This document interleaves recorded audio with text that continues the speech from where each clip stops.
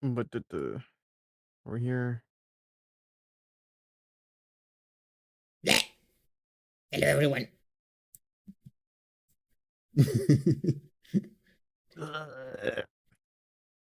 Hi. Hello, everyone. Welcome to the yet untitled Yapping show with Candy and Nick. We don't have a name yet, but Nick is desperate for a name because he doesn't want it to be called the Gooncast. I really don't. I saw that. And I was so like, no, no, absolutely not. I mean, thank God it's taken. It's already taken as a name, so we can't take it. So, you know. Yeah.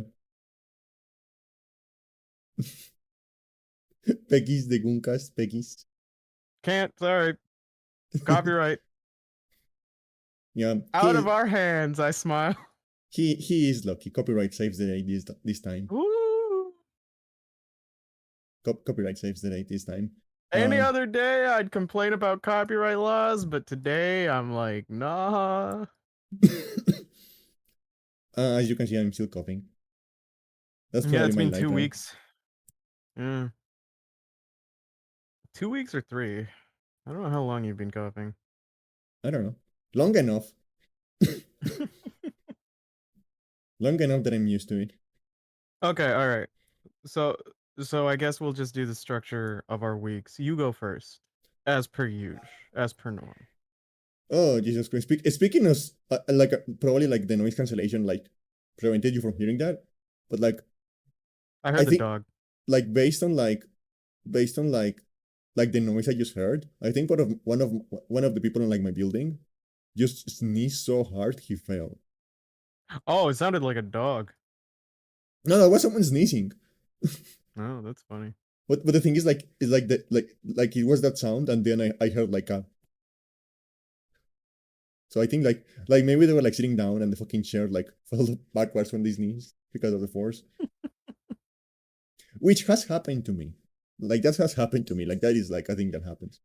I'm a violent sneezer too, yeah. But it's very satisfying. You're just like, oh, feels like I Yeah, got it out of my system. especially when it's been like waiting for a while. Especially when it's been like. Oh yeah, the buildup. Well, I have heightened dust allergies. I used to. I started trimming my nose recently, and that kind of helps. But like for the first like week, it's like the most awful sensation. But I do sneeze less now. Hmm.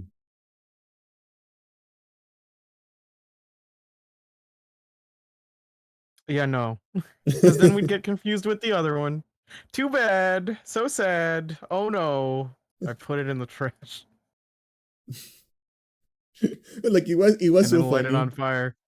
It was so funny because like yesterday after I sent Nick the screenshot of like the Gooncast, he started Yeah. coming up with names. Like no Yeah, no no no no I was anything desperate. but I will that, do anything but anything. that. I will do anything out of my power to stop this from happening. Yeah, okay, so how was my week? um Yeah, go for it. I did, uh I mean, other than like the training for like my which I hate this. Like this annoys me so much. This annoys me so much. Like you apply for a job, and you Yeah. don't just apply for a job because like this market is fucked, and there is like companies actively posting jobs that don't actually exist. Oh yeah, they do that all the time. They do that here too on job listing sites. Yeah. Yeah. So you have to send like Yeah. 20 at the same time, like hoping someone is going to I get think back there's to some you. sort of bizarre tax benefit or something for it. Um. Honestly, I have like a conspiracy theory about that, Hmm. because like they ask you like a lot of questions when you like go to apply for the job, and then they ask you to like Yeah. send like voice memos answering the questions. So like are you so like I'm starting to wonder, like, are you posting those fake jobs just to like train an AI on my answers? Generative AI on it. I mean, you could sue if there wasn't anything signed. In theory, really depends. If the I don't whole know. thing is recorded, it's already sketchy. Yeah. But yeah. Yeah, but like, okay, so like there is like a bunch of like fake jobs, and like a bunch of, and there is like also like a bunch of real jobs, but the problem is that like they only like tag to you, uh they only talk to you if you actually like get accepted. Like I would really appreciate if they let you know like, yeah, we're just not going forward with this, instead of just like ghosting you. But they got you, I'm not doing Peggy Cast either. and I'm that fucking sorry, I annoys me. looked at that chat. I had to shut down that hope. I'm not not in the slightest. Anyway, go on, Candy. um, yeah, but like the thing is like, yeah, that fucking annoys me. Like they write you once and they ask you a few questions, and they just then they never talk to you again, and you are supposed to assume that like, that means like you didn't fit like the requirements or whatever, right? Mhm. But I would really appreciate it if we just like fucking told you. Like you got if you're so good at naming, why don't you just do it then? I gave her 3 different names and she's still like, you know what the truth is? Candy just Hey, likes it being called Untitled Yap Show. hey, Presley, thank you for the follow. Hello, welcome, welcome. Candy just likes it being called Untitled Yap Show. I don't know. It has a sound. It has a nice sound. Uh, Yeah, but see, but that's I don't know. Like 100%. This the, quest will this quest won't have an end. I feel. right now, I'm trying to like come out with like a pond with like candy and kidnapped. Why the? Why Okay, are why are the notifications repeating themselves? I don't know. Like my alerts have been broken for a while now, I've been But trying. yes, I actually tried to change the provider, and I don't know. I can be. I'm not able to fix them. Candy's bar is low, Killa. I'm sorry to tell you this. So low as to be subterranean. Untitled Goon Show. Untitled good. Please stop. What is? No, I have to um, spritz them with water like bad cats. And yet you still couldn't clear it. I cleared it. She just wants Untitled Yab Show. um, no, like as I was saying, I would really appreciate if they told you, like, like yeah, like we're not going forward with this, like we have other candidates or like whatever. Just like send me like send me like a fucking canned rejection message, so I don't have to like wait and wonder, you know. Like I don't even like need a like personalized like rejection message or like an explanation. Like if you're going to reject Hmm. me, just like fucking send me like a generic message and tell me just yeah, we're not going forward with you, like whatever. Because I Oh, rather than radio silence. yeah. Um Yeah. so Yeah, like no, so that's like common courtesy. so like between the like fake jobs and the fact that like a lot of jobs like contact you once and then ghost you, you have to send like a bunch of like resumes, you know? Like you don't just Hmm. send one, you send like a bunch to like different places or like different positions and stuff like that. And what fucking annoys me Yeah. is that every time I get a job, every fucking time I get a job, I spend like a month sending resumes. Um, I spend like a month sending resumes, and I get like 2 answers, and I get like an actually hired by one of them, right? Hmm. And then once I'm actually hired on like the one place, every other fucking place starts contacting me, Mm. Yeah, okay. and they all have like better like they all have like better like offers too. Yeah, yeah, no. I've only had that happen like a couple of times when I was doing mass job, but like mass job applying, but like I don't know. I feel like your brain would filter out the worse offers and just consider like the better offers, and then that would just stick with you. Yeah. So like Yeah. for example like during um It's not Peggy's cast, god damn it. I refuse. I actively refuse. No. Ugh. yeah, Ugh. yeah, Could you please, Nick Katie, ha- could you Nick back me up here? Nick has been rejecting my Peggies for years. It's sad. Yes. But like I'm not the only one. Katie just won't say it. I do Not like exactly the best I do like it's not having this exactly like best branding to go, hey, I'm from the Peggy's cast. You know how weird that is? Ugh. um no, Oh but yeah, god. so like I actually got like a job offer for like a place, which is honestly like something I would be better at, and they are offering Mm-hmm. to pay me like actually like twice the amount. I mean, you didn't sign a contract, did you? Uh, I mean, I do have a contract signed yet, signed already on like the place because I already started like on the one place, but I got like a job offer Oh, okay. for like another place with like basically like twice the pay and like a job I will be like better suited for. So I don't know like Yeah. but I did like I did reply and I did like schedule like an interview. So like we'll see how that goes. Maybe I will have a different job next week. I don't know. Yes. Um, other than that, like how has my week been? Yeah, like I think like no, nowadays most of my time is spent like either on like my job or like here. And here, we've been playing Yakuza Zero, and we Yeah, played so I dropped in for a bit. yeah, and we played Titanfall 2 yesterday. Oh, nice. And we actually beat it like in like 4 hours. Well, Titanfall 2 is a short game, yes. Yeah, and it was like way easier than I remember because like you know how like on Titanfall 2 there is like a faction of like enemy like pilots, and you have like a boss fight with like each one of them. Mm-hmm. Three of them died in like 30 seconds. I don't fucking know what I did, but like three of them That's just pretty funny. like three of like because I think there's five bosses, and three of them just like fucking died in like 30 seconds. That's pretty funny. I and I actually think Yeah. I straight up like no hit one of them. Oh, nice. It all comes together. Yeah, Viper boss fights. the Viper, Oh my but god. the Viper fight was the first one that actually killed me actually. And it Oh, was a nice. fucking and it was a stupid fucking mistake because like the thing about him is that like Viper spawns like regular Titans alongside him, and it was one of those that killed me because I wasn't paying attention to them. But yeah, like it's a very good game. Like Titanfall 2 is a genuine fantastic game. It really is a shame that Yeah, it's if kind of dead. it's current for different. Yeah. That team is working on Apex Legends, right? Still? Yeah, I think like most of them are like stuck in the Apex mines.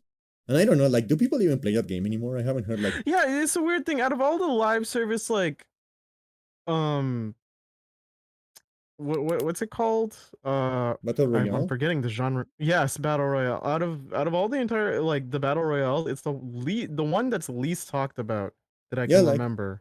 last time I heard anyone talk about Titan about Apex Legends was when they got like that fucking inexplicable Final Fantasy VII crossover, Hmm.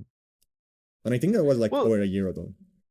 now that I think about it, like even battle royales have kind of like moved in the way of like Minecraft, where like so many people play it, but they just don't talk about it Yeah, anymore. Or like or like I guess Roblox is just like a younger demographic that you don't necessarily have the same game interest in, but apparently its player base is still pretty loyal. They just don't actively talk about it like they used to. yeah, but I don't know. I feel like that market is like done. Like everyone who wanted to play a battle royale game has the one they want to play, so there is no point of making any new ones. Like that market is filled. Hold on a second, I gotta bring Thor into my room. Okay, Thor is one of his dogs. In case you guys don't know.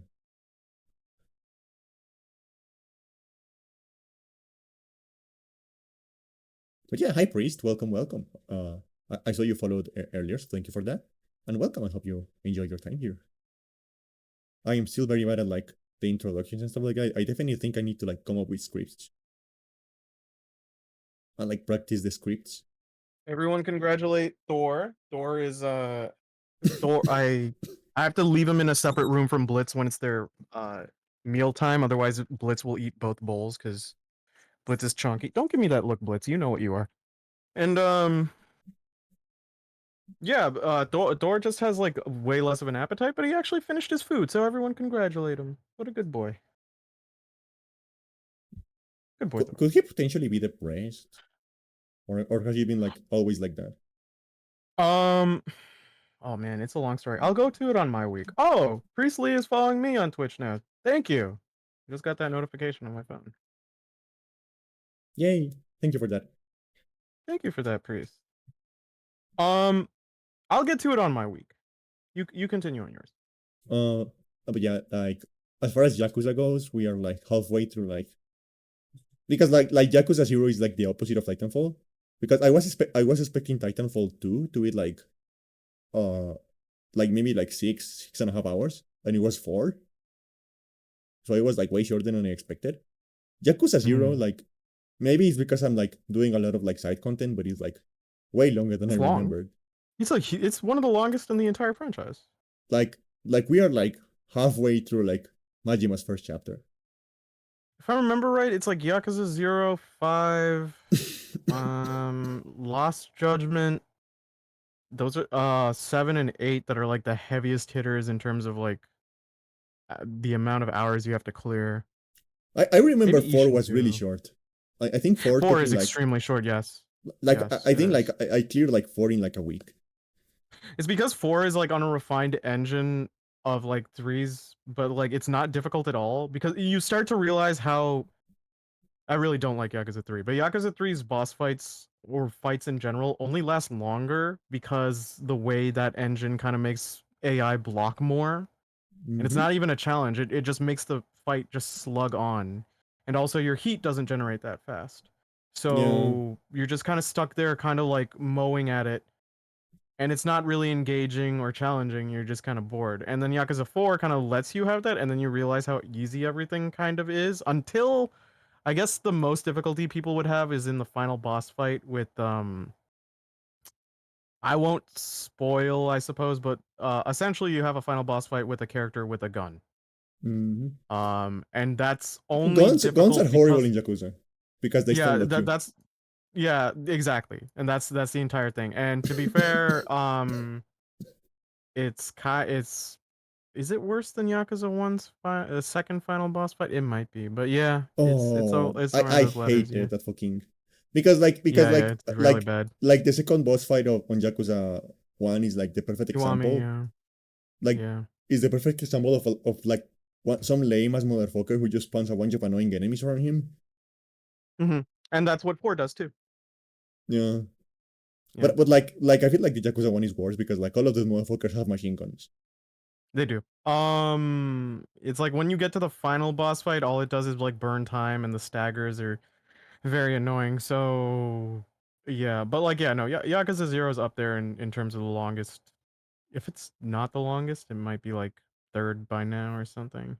Also, I feel like as far as like the narrative goes, it's also Hmm. like it doesn't make sense. Like like or it like breaks the momentum. Like the second final boss in like Yakuza 1. Oh yeah, well he's there to tie up the technical subplot that leaks into the main plot.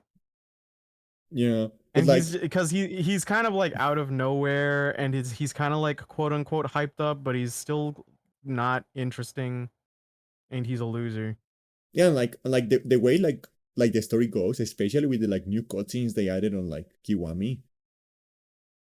Yeah. Well, some of those were necessary. All the ones that are for the true like the final antag are actually good because it builds Yeah. them up appropriately. Because the original version doesn't have that.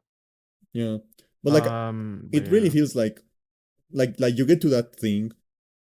You it feels like the story would flow better if you get to like the fight with uh like the first boss fight, and then he does the thing with the explosives and the game ends. Like without like the other boss fight. Like the story would flow better too. Without the final boss fight? Without the like second final boss.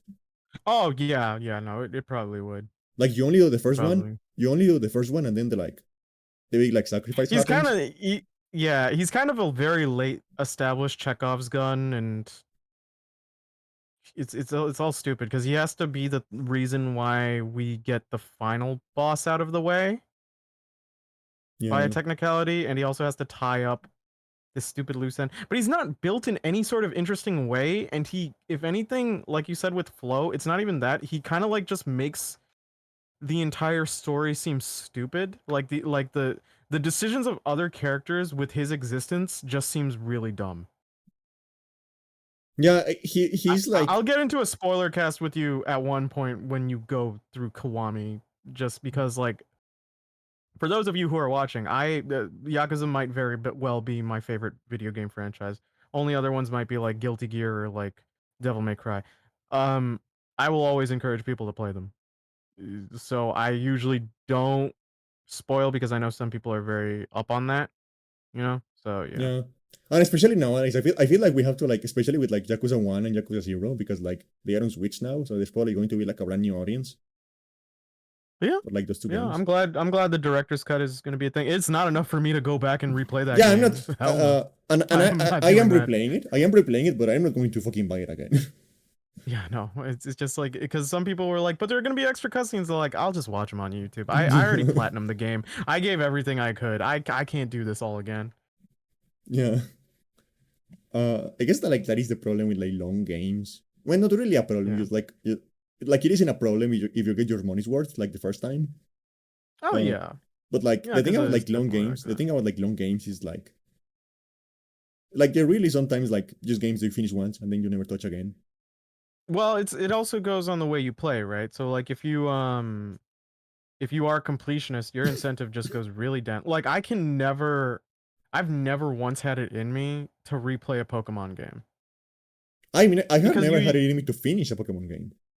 my childhood and stuff like that. But it's just like I'm like okay, I'm gonna do everything I can in the singular run. Why would I clear?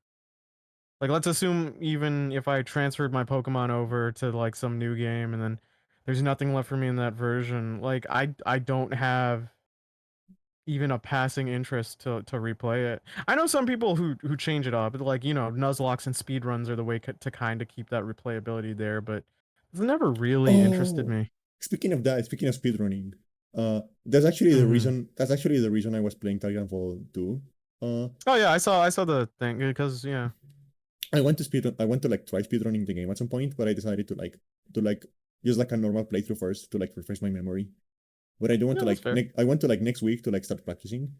And my goal is like maybe for but like the middle of May submit a run. Like even if the time is shit, I want to like have like a complete run and submit the time. That'd be cool. Yeah, Wait, because like hold on a have second. you?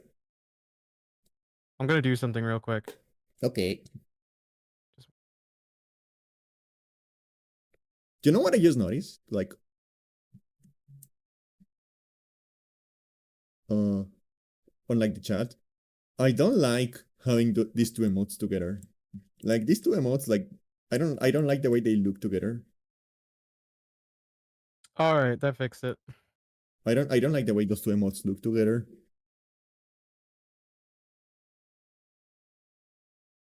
Oh, hello, welcome back. Okay, there we go. I'm alive. Yeah, he's alive. See, he dies, but I bring him back with magic. He cannot escape. Yeah, yeah, I know. Uh, no, have This you ever looks like my watched? neighbor's boiler room. Yeah, go ahead. Have you ever watched like a fucking like Titanfall 2 speedrun?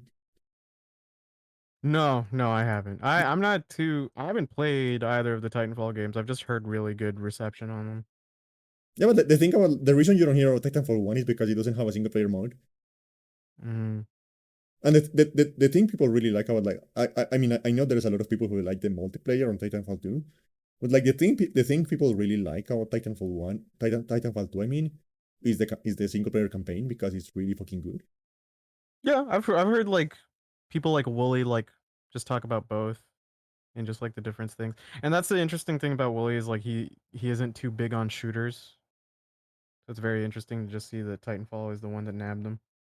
Because like Titanfall is like honestly is like one it is a 4 hour game, but it feels like a full meal because it is so well paced and it's like so well structured that it feels like you really get like those 4 hours are like front to back, perfectly structured, Well, perfectly like yeah. I mean, game length doesn't necessarily correlate yeah. to like that feeling of like fulfillment. You can have long games that just don't feel like anything. Ah, Killa, what are you gonna say? It's better. I think he was just like saying hi. because you left and then you came back. Oh, okay. I've got. I knew it. Oh, he got my emote. How did he get my emote? I don't You know. didn't sub to me, did you? Ain't no way. Ain't no way you sub just to use that for.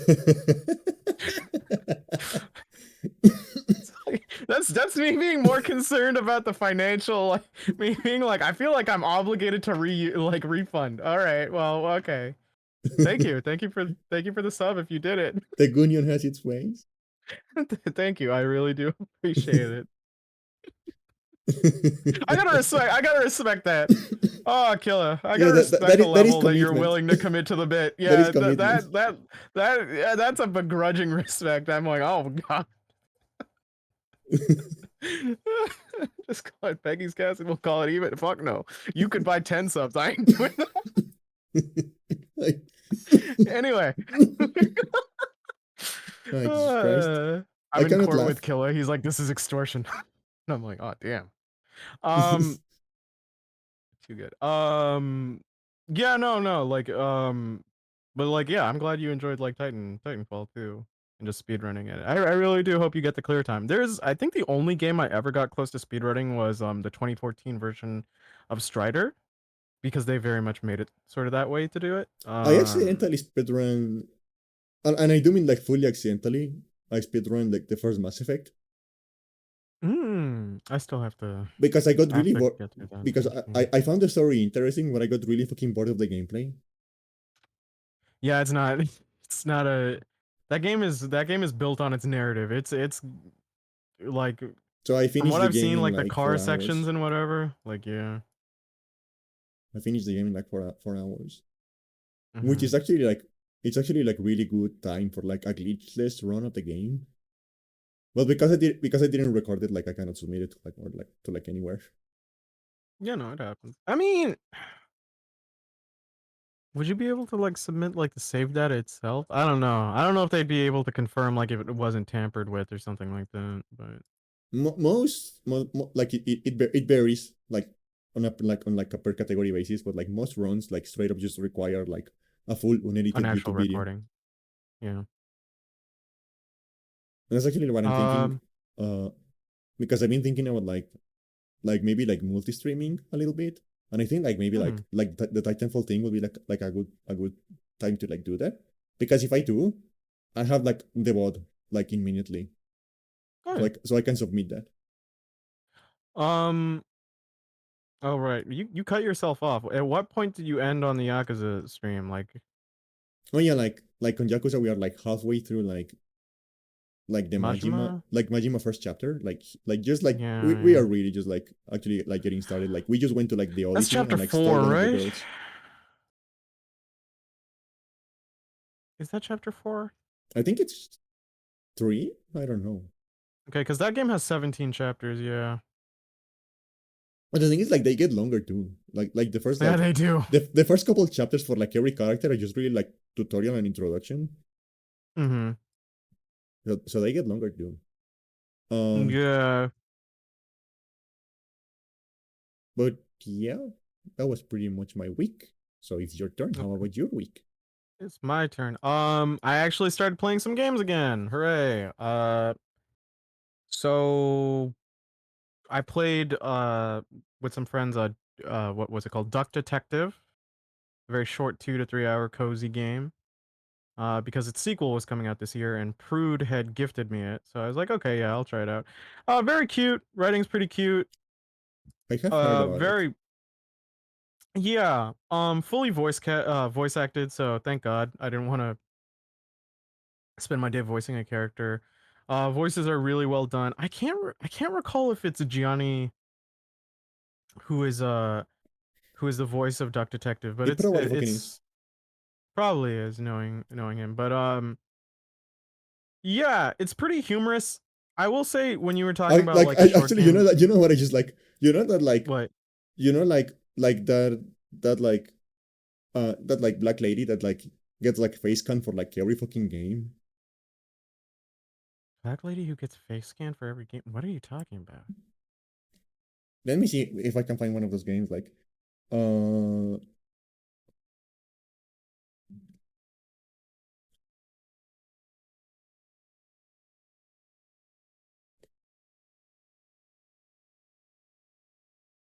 Um, I have no I don't know idea, because folks. there is an actress that is like lately like every fucking game that does like face scanning has Mm-hmm. her in it. Oh, so Gianni is like the equivalent. Yeah, Gianni is that for like white people. Well, anyways, we played it and we talked about we the way the gameplay is, it's kind of like ad lib, so you have to fill in the blanks in order to progress through certain checkpoints in it. You know, it's very, I wouldn't say it's simplistic. It's like creative enough, but it isn't difficult. You definitely will clear the game like anywhere from 2 to 3 hours. Oh, it's not Gianni. Um, oh, it isn't. Who is it? It might be someone I It's always mix up. Sean Chiplock. I don't know how, if I am Huh. pronouncing that right. But he's Okay. like I do like I don't know if I'm pronouncing his name right, but I recognize him. He's like in like a lot of stuff too. Okay. Um. Yeah, the game was good. The scenery is good. If you like cozy games and you want to play it with friends or something, or just relax or get kind of like that very wholesome vibe, go for it. I will say, like we were talking about games where it's like it's short and it feels filling. This game is kind of not like that. It's only like $9 USD, I think, or something like that. Maybe less. So it's not like it's outrageous for the price point, but it definitely feels like the game would have. I feel like with a lot of detective games, it kind of benefits if you have more than one case, or if the case is very overarching and long. Yeah. Um, like it's not like the game's humor is like not great, but it's just like it passes through you. It's the characters are really cute, but like I feel like I would have wanted more. The way the game ends, I haven't had this game in a while. It's one of those games where you get a specific ending and then it shows you the stats compared to other players on what you did Yeah. for the ending. Just the ending, not the actual solving. It's like did you do did you do A, B, and C? And then it'll show you how many people picked A, how many people picked B, how many people picked C. And it doesn't give you an indication on what is the right choice. It just gives you a statistical set. And then we played Duck Detective 2's demo, which was only 20 to 30 minutes. Very short, so I only kind of did it because like my friends wanted a little I mean, more like Duck if it makes Detective. sense. Like if the games are short, like Yeah. putting a lot of stuff on the demo Well, is you like can't, stupid. right? There's only one of two options. You have to make it completely wholly isolated by itself, which is taking away dev time, or you're like spoiling too much of a game that's also going to be just 2 hours. So there's no winning. I kind of would have been fine without the demo, but I understand why it's there. It was cute. Character art is still cute. This thing is like perfect for merchandise, like stickers or plushies. Um, I'm hoping 2 excites me a little more. I liked it. I had recency bias like the day after I played it, but then it kind of just settled, and I was like, yeah, it's fine. Like I'd recommend it. It's fine for its price point. Um, did I play anything else? I've just been watching more sitcoms lately. I've been watching Mm. fucking Frasier. I finished that. I'm watching Cheers now. I'm like stuck in the 80s. Someone help me. He's sitcom Someone coded help now. me. He's going to I'm start sick. talking. He's going to start talking on sitcom references now. Oh no. He's going I to mean, some become of them like are. he's going to become Is like one of Frasier? those like TikTok kids except instead of like TikTok phrases, he's going to be like sitcom jokes. Well, it's just like okay. Oh god, I'm gonna sound like such a boomer. It's just like new humor. It's gonna sound like generational difference.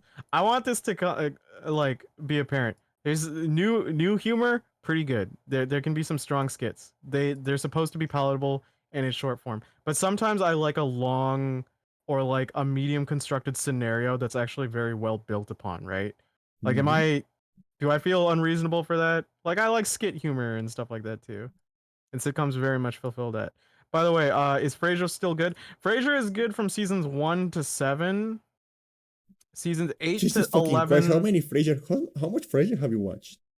I watched all of it, all 11 seasons, Jesus fucking and Christ! I watched the sequel series. So Frasier is good from seasons 1 to 7, really good. Um, and then seasons 8 to 10 are god awful. They try to take themselves a little too seriously, too dramatic. That was when a writer shift happened. So like like the characters are kind of aimless. they're repeating a lot of things, Kramer and the break and now. yeah, and it's just like, well, it's just like stirring up useless drama for nothing. Kramer, I That fucked your feels out of dad. character. Kind of like that energy. I mean, well, to be fair, Newman does that to his mom. Well, he almost does that to his mom, and he catches him before he does it. Um, no, Niles and Daphne. But I assume it was at the. But I like Niles and Daphne. Yeah, no. Okay, so Frasier spoilers incoming 20 years after the fact. Um, the characters stay strong from 1 to 7, and then season 11, like they get a decent ending, but the problem is because a lot of the plot relied on their tension, it easing out, they don't have anything to fill that gap, so it kind of gets boring. And then I don't know what the writers were thinking. They just have like the occasional episode where characters are stirring up this weird drama and pettiness that just feels out of character and disrespectful to each other. And Yeah. I don't know. There's like one episode that stays in my mind where like Niles dresses up as his dad for Halloween as like, because the theme is like, oh, be your heroes, and then he kind of goes on a rant of like how his father is never proud of him or something, and it just doesn't feel earned or correct because his dad is like, you know what, like I do joke about being a little ashamed of him, but I still love you guys and I'm proud of you, and it's like this is in season like 9 or 10. This would have made sense in an early season, but like you pushed it to this late. It feels like they should all be okay by now, like in that dynamic. Um, yeah, chase a fad or something could be. I mean, there was a fatigue for that. There was a writer shift. One of the Yeah. writers actually died in 9/11, which was sad. Oh, Jesus Um, Christ. and then yeah, I didn't know. Like I thought it was a bit when someone Wait, told me that, what? and then I searched it up, and it was like, Uh-huh. yeah. Wait, so like I have my times like fucking like completely wrong because like in my mind, Hmm. Frasier is like from the 80s. No, Cheers is from the 80s. Oh. Because Frasier is in Cheers. He's like Frasier is a spinoff of Cheers. Oh. Yeah, so Cheers is like 1982 to 1993. Then Frasier is like, I want to say literally the same year because the character was that popular. And he is actually a pretty fun character. And then it goes on to 2003, 2004. And then Frasier got a sequel reboot because of course everything needs a sequel reboot. Um Came out 2023. I watched that. It was only 2 seasons, 20 episodes total. It was fine. It's like kind of like it has the Nickelodeon level camera Yeah, of like clear resolution, and you're just like, yeah, this is I can have this in the background, I guess. yeah, like that look like clearly like filmed on like digital video with like Yeah, and like there is no like interesting framing, just like mid framing like all the time with like I just yeah, I like Frasier a lot. I don't like the ending. So here's a okay. You ever see that meme video or the recording thing that's like popped up on a YouTube thing, and it's just a guy voicing a Tumblr post, and it's like one of my least favorite tropes is, oh, we as a party or group have fulfilled our mission. We have become a found family over the course of years, and now that we've kind of completed it, time to never see each other again and act like it's our final goodbye. And yeah, I it's think I like have seen that. I hate that. That is one of my least favorite tropes because that just seems so annoying. It's like, oh, we've all had lifelong bonds. Well, time to head out forever. Yep.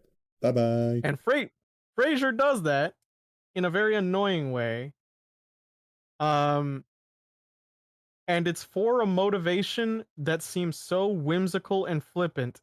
And then the sequel, which canonically happens 20 years later, literally has him go, "Oh, that thing I chased for, it didn't work out." Speaking of actually like What's the point? I don't know why, but that remind me of something like this idea of like a Mm-hmm. reboot being like actually a sequel and like not being horrible. Mm-hmm. Like, did you watch the like teaser for like the new Naked Gun movie? No, I haven't. Is it?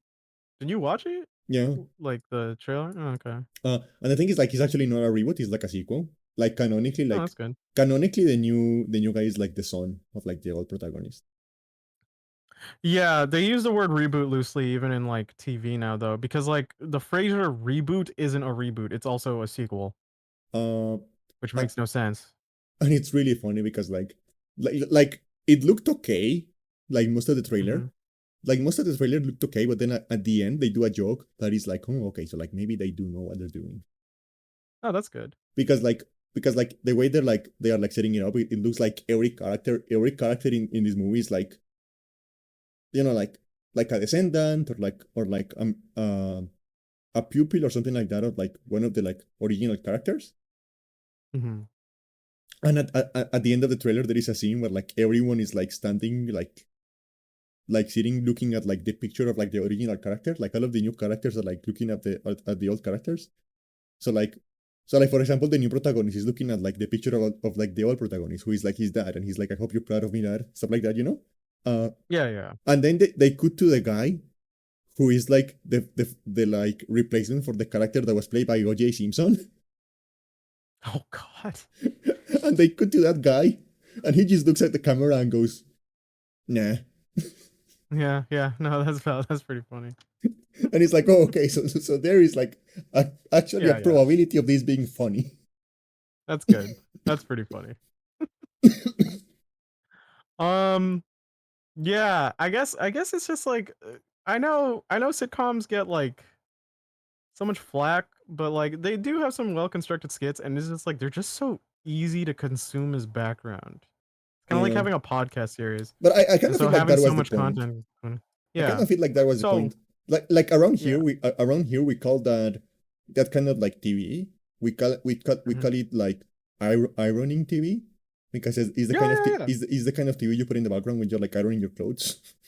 Yeah, we kind of had that like with radio stations back in the oh god, we're so old. But like yeah, we had that pretty much. Um Like yeah, yeah. do young people even need to like iron their clothes anymore, or are like new clothes doing that automatically? Like, is there an app I was for about that? I don't know. I was gonna I'm glad I kind of didn't go that upset with the change in generational humor cuz I was going to mention the one thing that I might find a little bit of a pet peeve is that some new generation like people that I know, well Gen Z, will just go like they'll dissect an old skit or something and go like it doesn't work.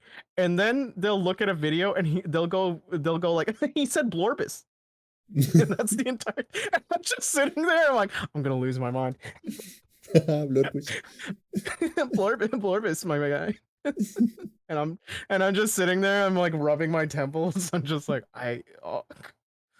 like Blorbus is funny. Don't get me wrong, but like I Blurpus, don't my know if guy. it's the epitome. Yeah, Blorbus my guy. They say with a grin and I'm just like, "Oh." I mean, I cannot criticize because I love at pictures of random, like whenever someone posts a picture of like a random horse in like inside of a building with like text that Mhm. says Juan, I love. I mean, that's just absurd, but yeah. I don't It's know. just like I guess I it's just like a picture of a horse in a balcony and it says Juan. It's It's funny like to me. yeah, no, the efficacy of new humor is that it's very snappy and it's very fast. It can hit you really fast, and that's the whole point because it has to be subversive.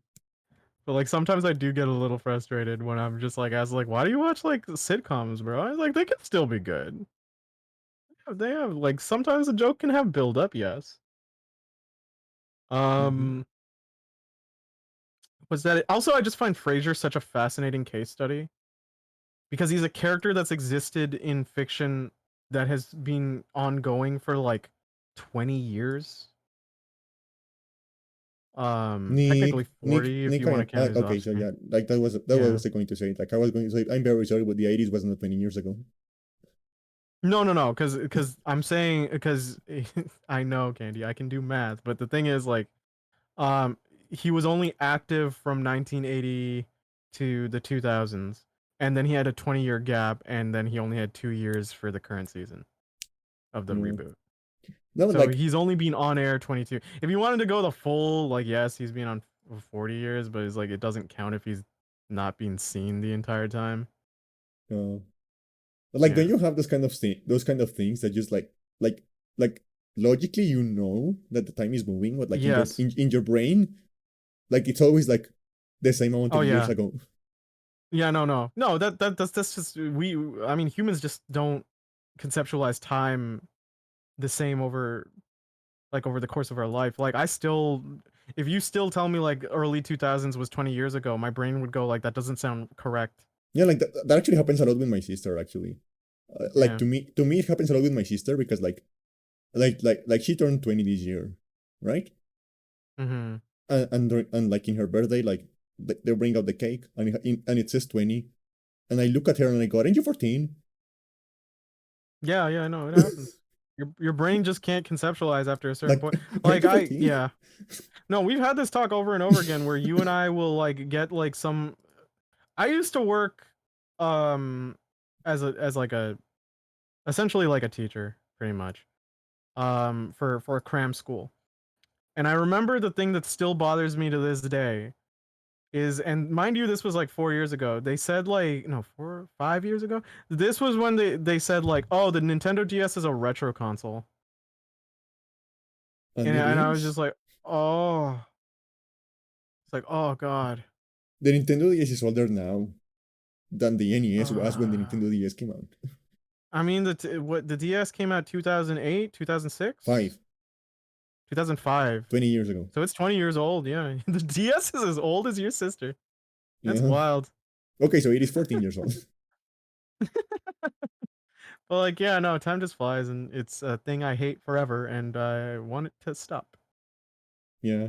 I'm trying to scrounge for everything. I've been trying to I've been trying to play I've been trying to play some games too, to clear up some more backlog. But have you ever had a game that you boot up and you just try and you go, no? It's not even like it offends you. It's not like it's necessarily the worst thing ever. You're just like, I just don't care. That happens to me a lot, actually. For me, it's Resident Evil 3 remake. No, that happens to me a lot, actually, because I have very little tolerance for stupid tutorials.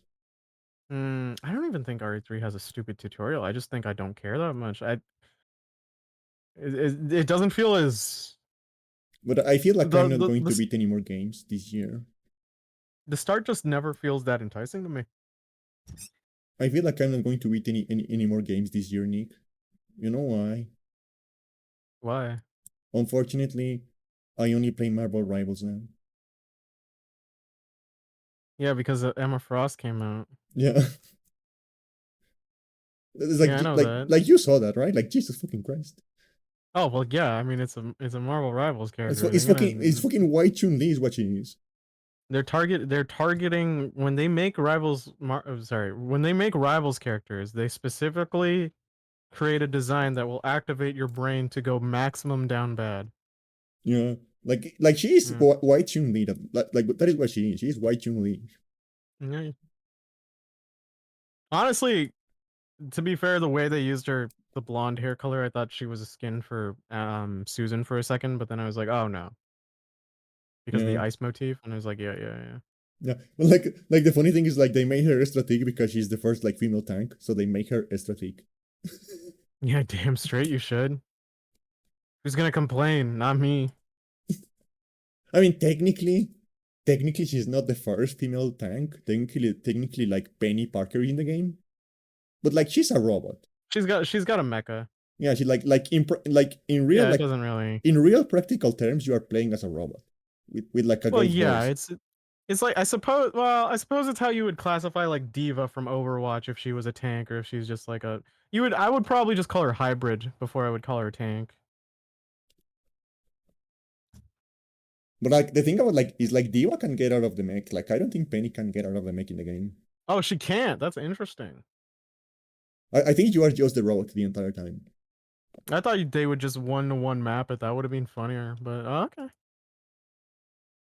Um, so yeah, which is good for me because I really like tanking. I really like tanking, but like I didn't like the design of like any of the existing tanks. Um, I'm trying to think if there's anything else in the way. Oh yeah. Friend and I are making plans. We're gonna get pho tomorrow. I haven't seen her in forever. She's a dear old friend, like family. Funny enough, this was a belated birthday meet. because we kept on having the adult problems of, yeah, we should meet up for your birthday. What days are you free? And then and then it just kept on going like, It oh, I'm never not free lines for up. like, yeah, I'm not free for this week. Oh, I'm not free for this week. Then we got free like a couple weeks ago, and it's like, oh, I gotta cancel. Something happened. It's okay, and now Yeah. we're back here. But we've cleared schedules. Every day except every day you're free. Exactly. So we're meeting up I tomorrow. am We're free gonna every day except days that end in Y. exactly. And tomorrow we're gonna build some gunpla. Cause she got me it as a gift last year, which was very sweet.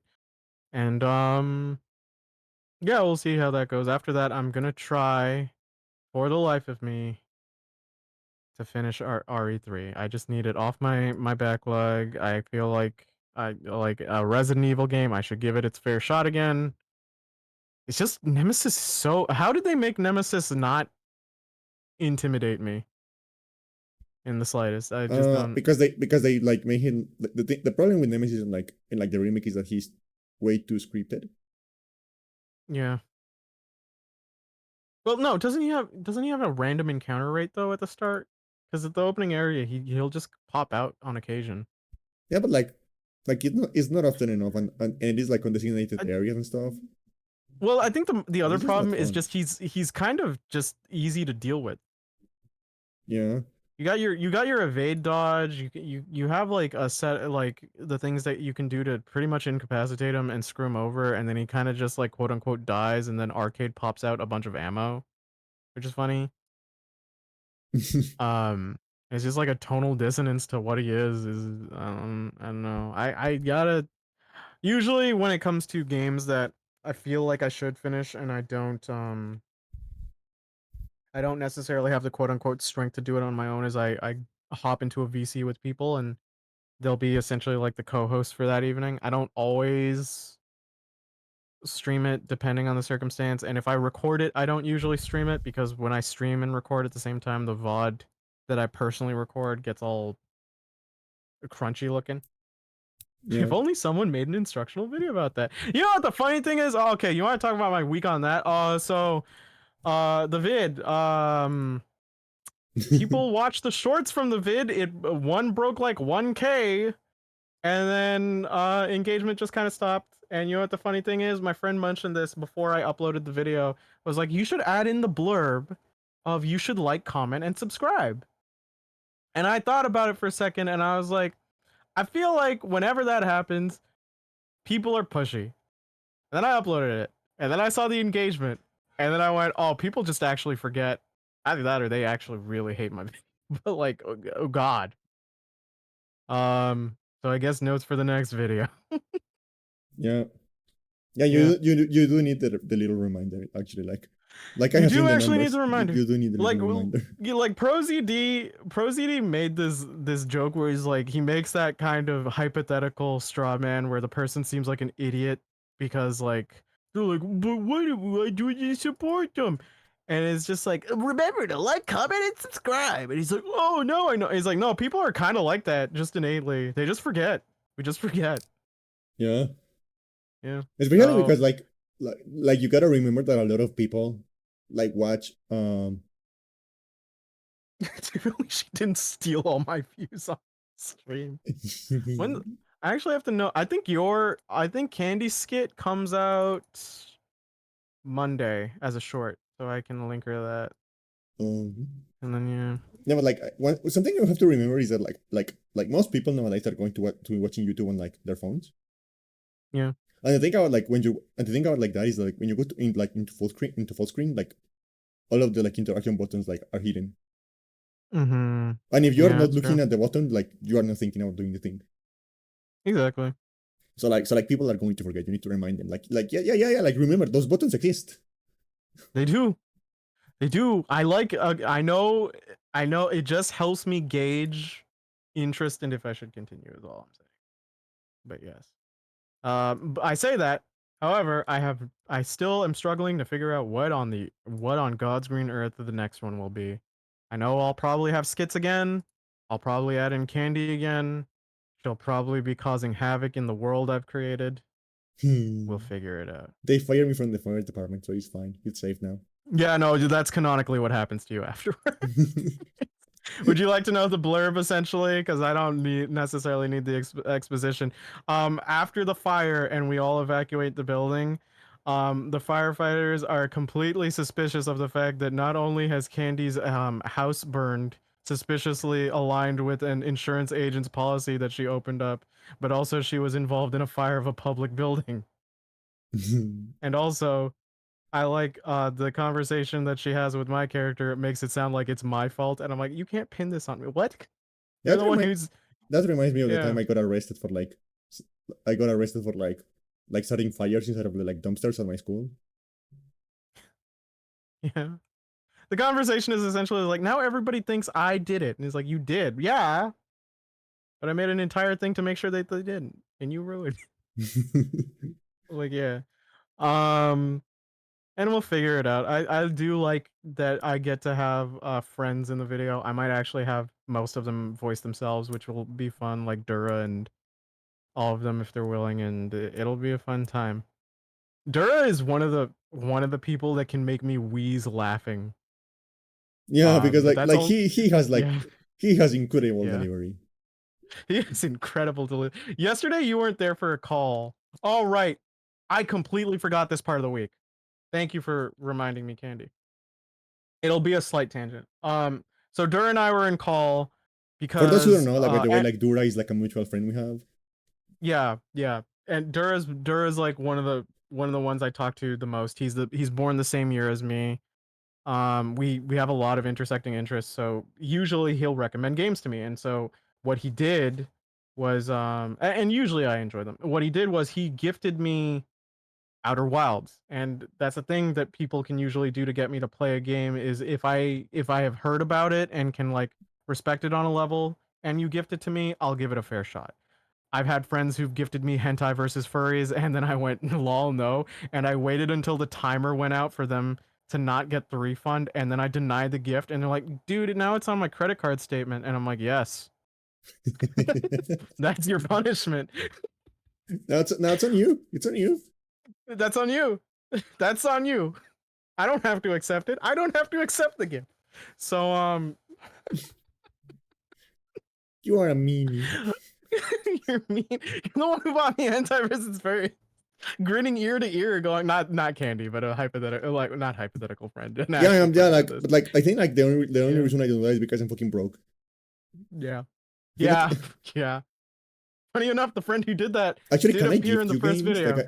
I don't think I can gift you games because of I the think region because stuff. we're in different regions and yeah, pricing, yeah, you can't gift me because it would essentially circumvent it because games are pretty cheap where you are. Yeah, Um, I think actually for example I think most $60 games are actually $40 where I live. yeah, the euros and Candy can essentially gift me because they're not too far off from the Canadian. Like Australian is a little lower than than the Canadian dollar, whereas the euro is a little higher. But yeah, Candy's I mean, difference is at actually least for quite big. now.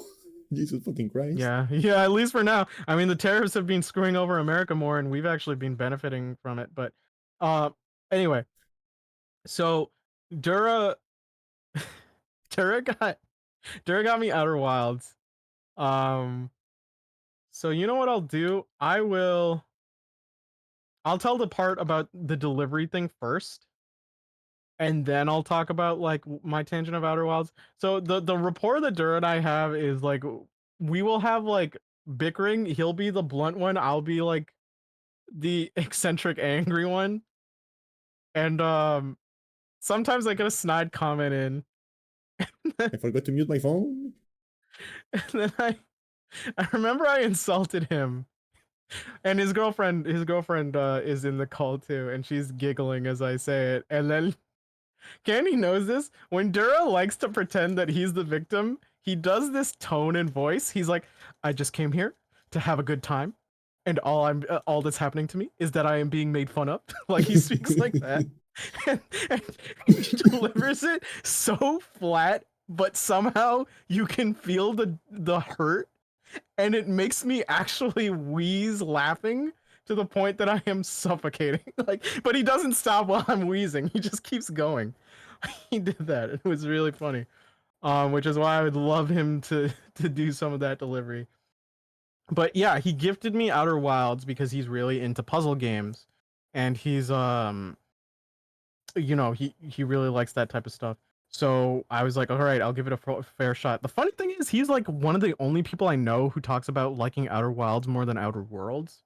It's like they're not really comparable other than their names, right? They're very different Yeah, they're very experiences. different So because yeah, Outer Worlds, like the other one, the one that you are not playing, yeah, uh, is basically Fallout New Vegas, but like in space. yeah, exactly. Yeah, no. And The like only not as reason why good. they can Like it compare is it is not because as of their good as New names. Vegas, Yeah, but it is still the only good. reason they get the only reason they get compared is because of their names. That's the funniest thing, isn't it? Yeah, I guess like there are also like both space games, but that is They're like both very sci-fi, but generic. yeah, exactly, right? You can't entirely compare based off settings, right? Like, Yeah, you can't compare like Konosuba to Dark Souls, right? It'd be weird. But like, actually that would be really I funny. think Can you imagine? Can you imagine the fucking Konosuba protagonist like Konosuba is the Dark Souls of isekai, no, but says I'm just reporter. imagining like because like his special ability like the special ability of like the Konosuba protagonist is he can like Steel. he's like a master thief, yeah, like so can Yeah, you yeah. imagine I know. I he watched. just like shows off and like he fucking like steals the like underwear of like Smog. That'd be pretty funny. Oh god, we're just adding more conversation topics, but I'll get to that one even after. Um, so yeah, I played Outer Wilds, and the thing that I found, and it doesn't happen too often, is I can actually get motion sick in some games, and Outer Wilds has triggered it like crazy because it has zero gravity, and there's no solid grounding for you to break that spinning feeling and repositioning. Spin. Yeah, so like in sort of in situations where I'm like, I don't know, where if I was in an anti-gravity chamber, I'd be fine. Like I'd be moving, right? But the fact that I'm looking at a screen and my body's staying stationary, but my perspective is changing so rapidly, it just got me sick to the point where like Patchy and Dura were hearing me like dry heave while I was playing, and they're like, "Yeah, maybe you can tap out on this." And I'm like, "Yeah, Did you yeah." try It has increasing the never FOV? I was told I should try that, so I might try that next time. But God, it was bad. I've never felt so nauseous playing a game before. And I guess I can try returning to it, but I don't know. I feel like if that was the case, it should be the default. I also searched online. I'm not the only person who's had that happen to them. Yeah. Um Can you imagine the game on so VR? oh God. God, I would legitimately vomit. I wanna try playing like Project Wingman on VR at some point. I'm trying to think of like a game.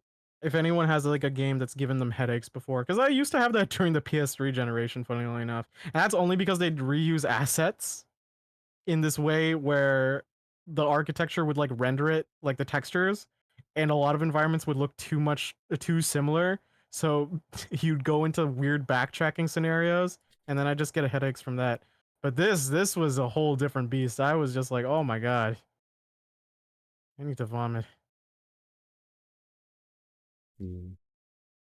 I don't know, like Um, whenever I get motion sick, it's mhm. always like I don't I am genuinely like really good about that. Like I don't get like motion sick a lot, but whenever I do get Yeah, motion sick, it's I don't get usually motion sick in cars or anything. I just this was like the one time that whenever I do get motion sick, it's usually about like the FOV mm, because I have realized like if a game has like an FOV like maybe like below 90, like it starts to like give me a little bit of a headache.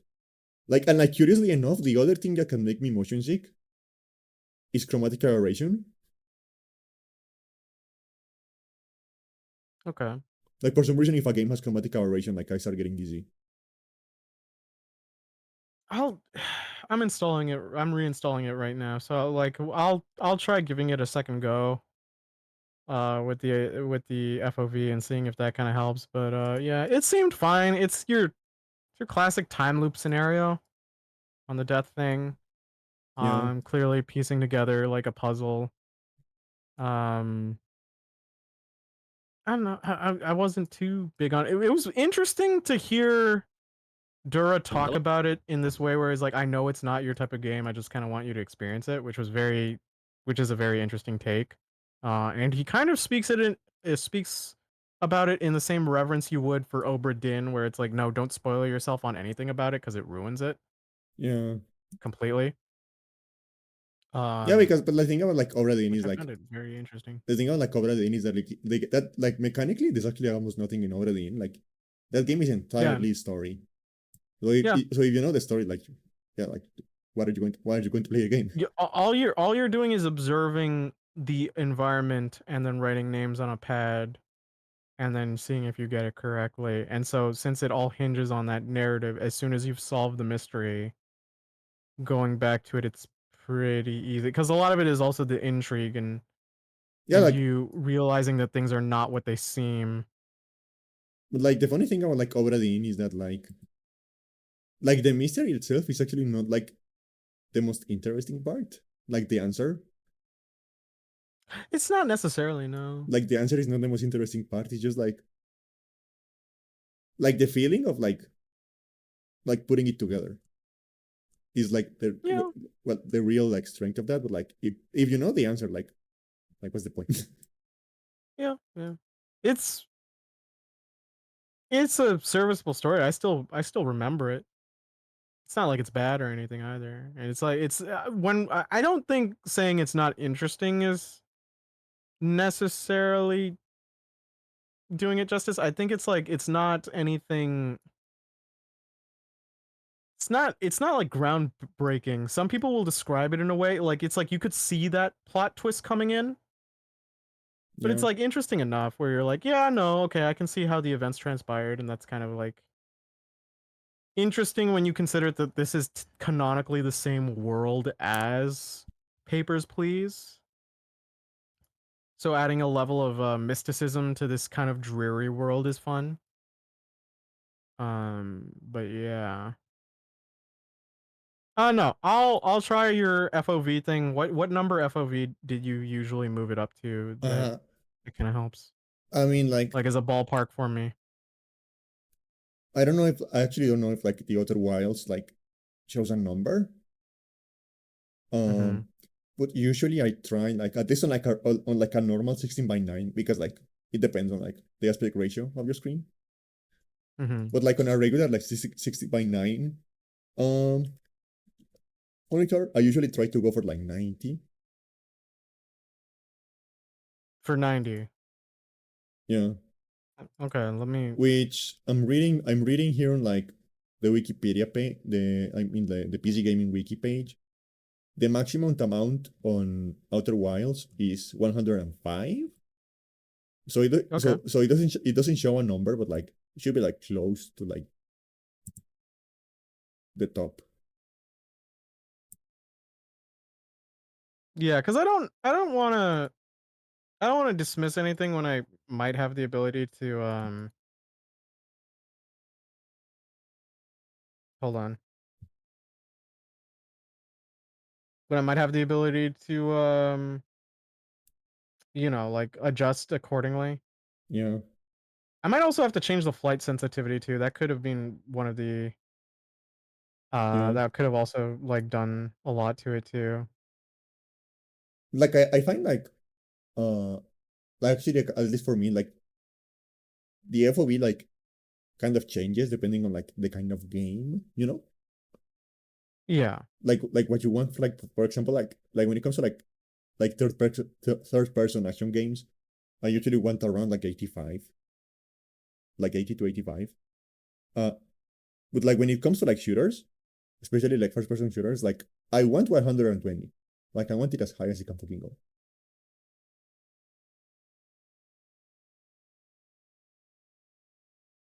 I'll do this after. Yeah. No, Yeah, no.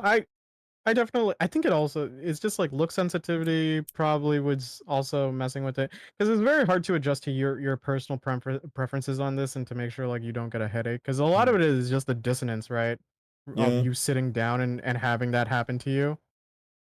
And I Um wonder how much of that like could be like I think of like habit.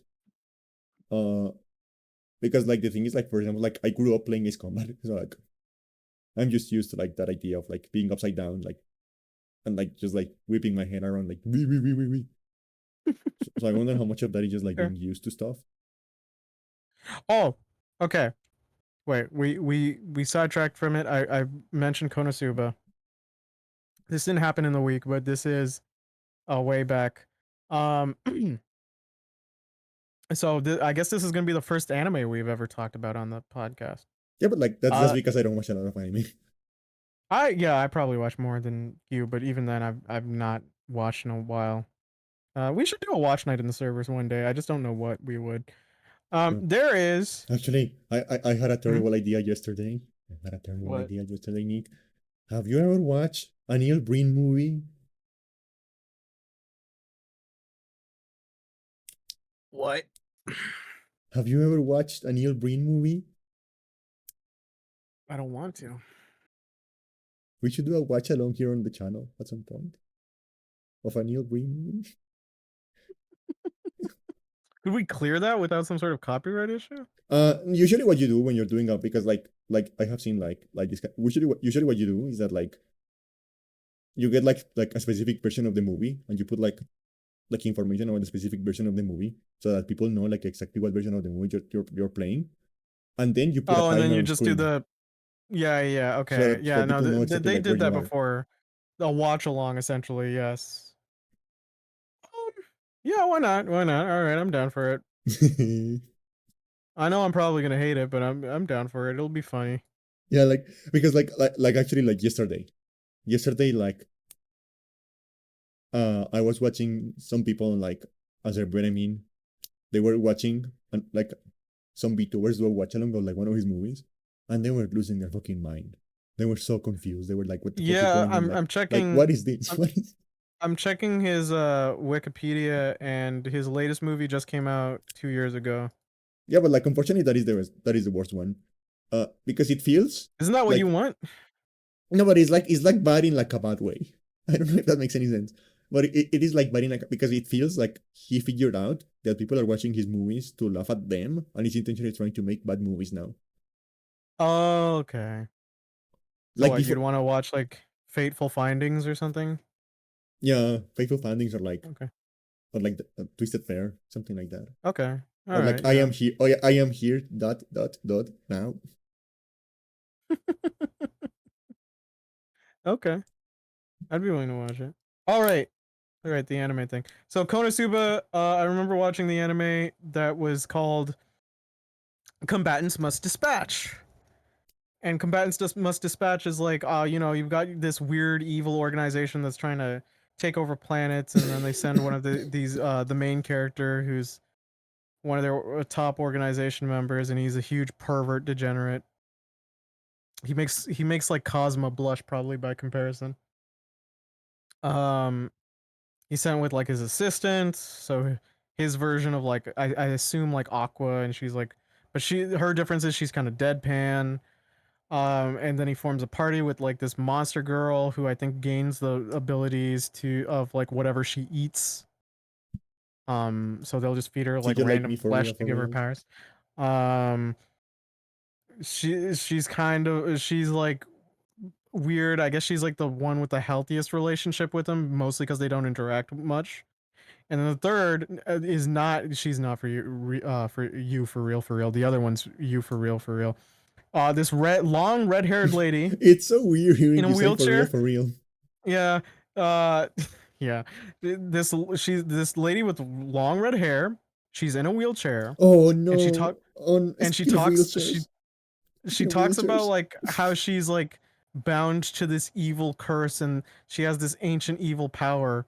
And she's also immortal. So she like if she dies, you just bring her to an altar and she respawns like a Dark Souls character. So I guess this is the Dark Souls of Konosuba. And and she goes like I remember this because she also the one time this thing made me laugh because it was kind of like just the Japanese absurdist humor is the protag goes like uh he's like, why are you in that wheelchair? And she's just like, you know how I got this powerful? I made this pact with the gods, and in turn I ended up in this. And he's like, oh my god, they took away your ability to walk. And he's like, no, I just can never wear shoes, and my bare feet on like surfaces is just icky. So I use a wheelchair. I don't. My mind He's went to a just like, horrible place. My mind yeah, went he's to a just like, horrible place because like he just looks at her. He's like, what is wrong with you?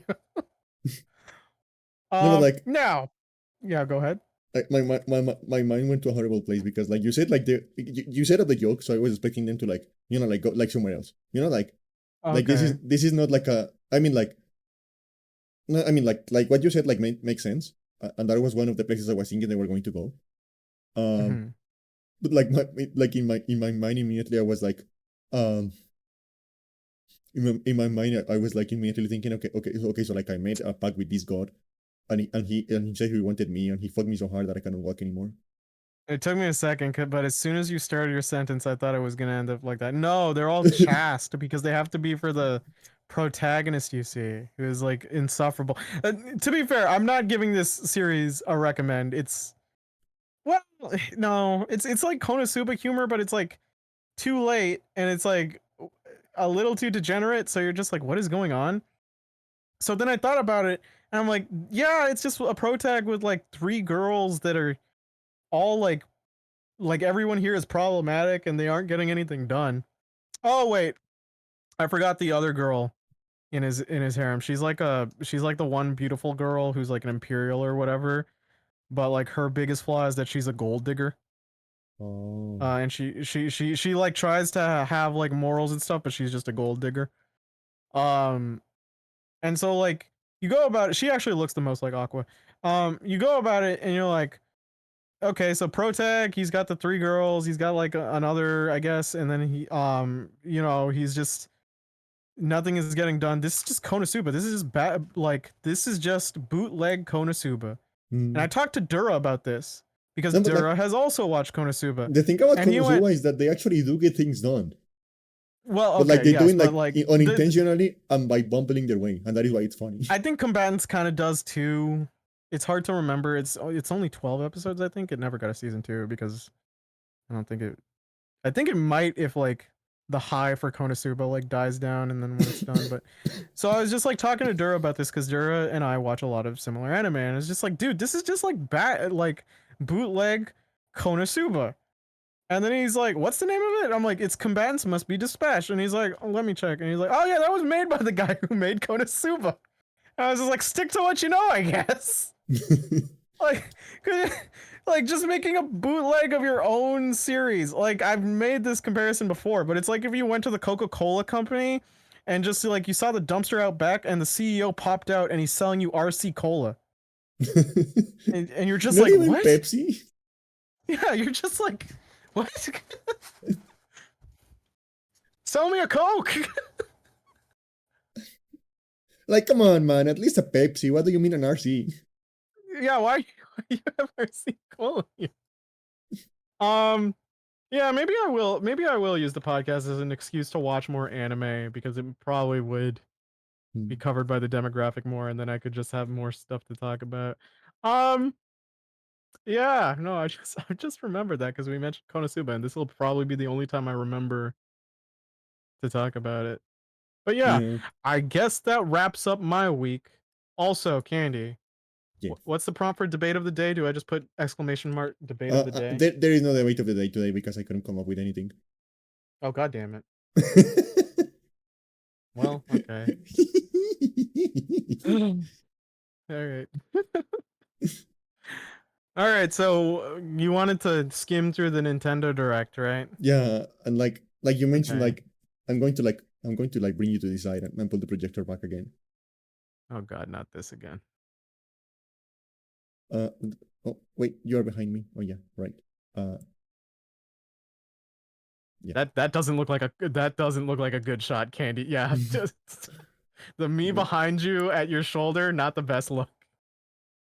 I mean, we are married. I guess. Yeah, I forgot about that. The debate of the day is why Nick hates me and all my good ideas. Listen, Killa, I love you. I just don't love your ideas. um, what is the projector? I forgot. Oh. God damn. Whee!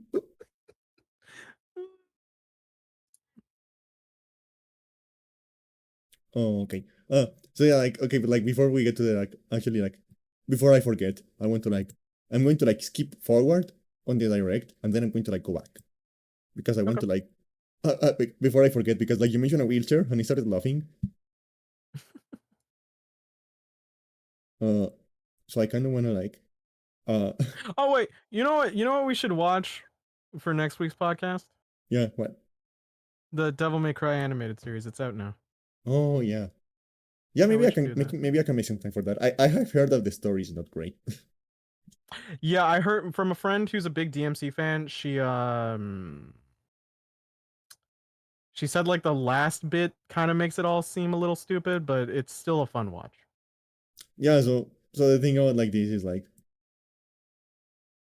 okay, so you remember so I was watching this like I remember I was watching this one game, right?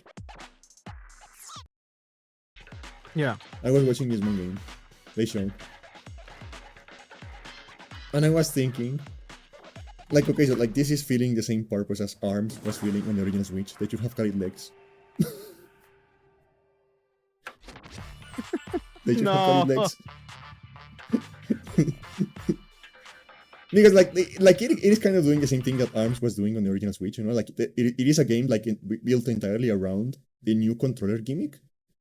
It is like a multiplayer game built entirely around the new controller gimmick, so they should have carried legs.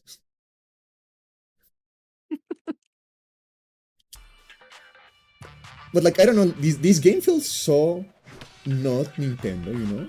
Like jokes aside, like visually, it feels like so not Nintendo,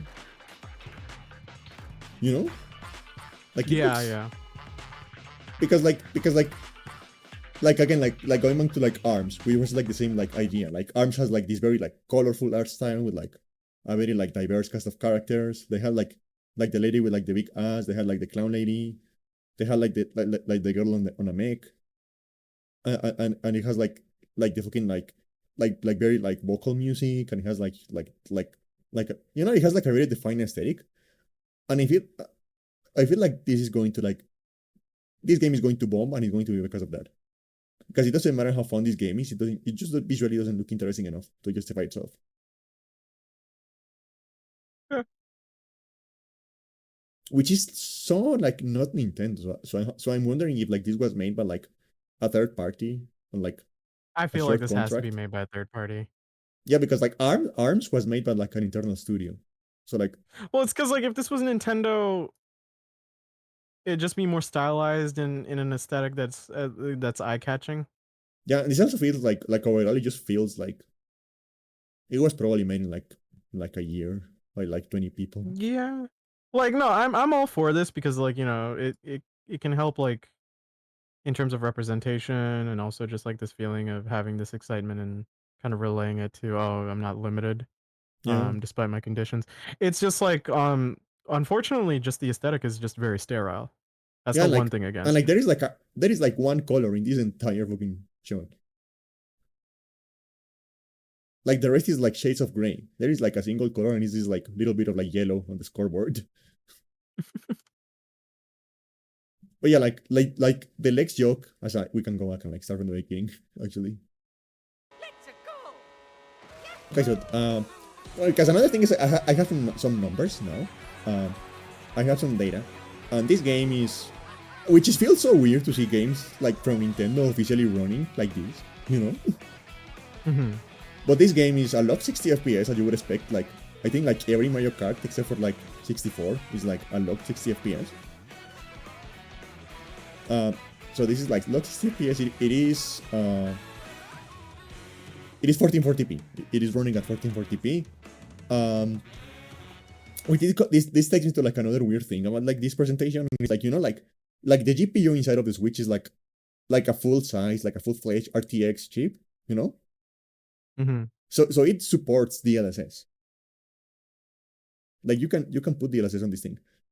But like I didn't actually see any evidence of any game using DLSS on this presentation, which is weird. Oh, well, it's like, yeah, no, you and I were just both surprised that the docked version would be at 1440p because the last one was at last docked was 720.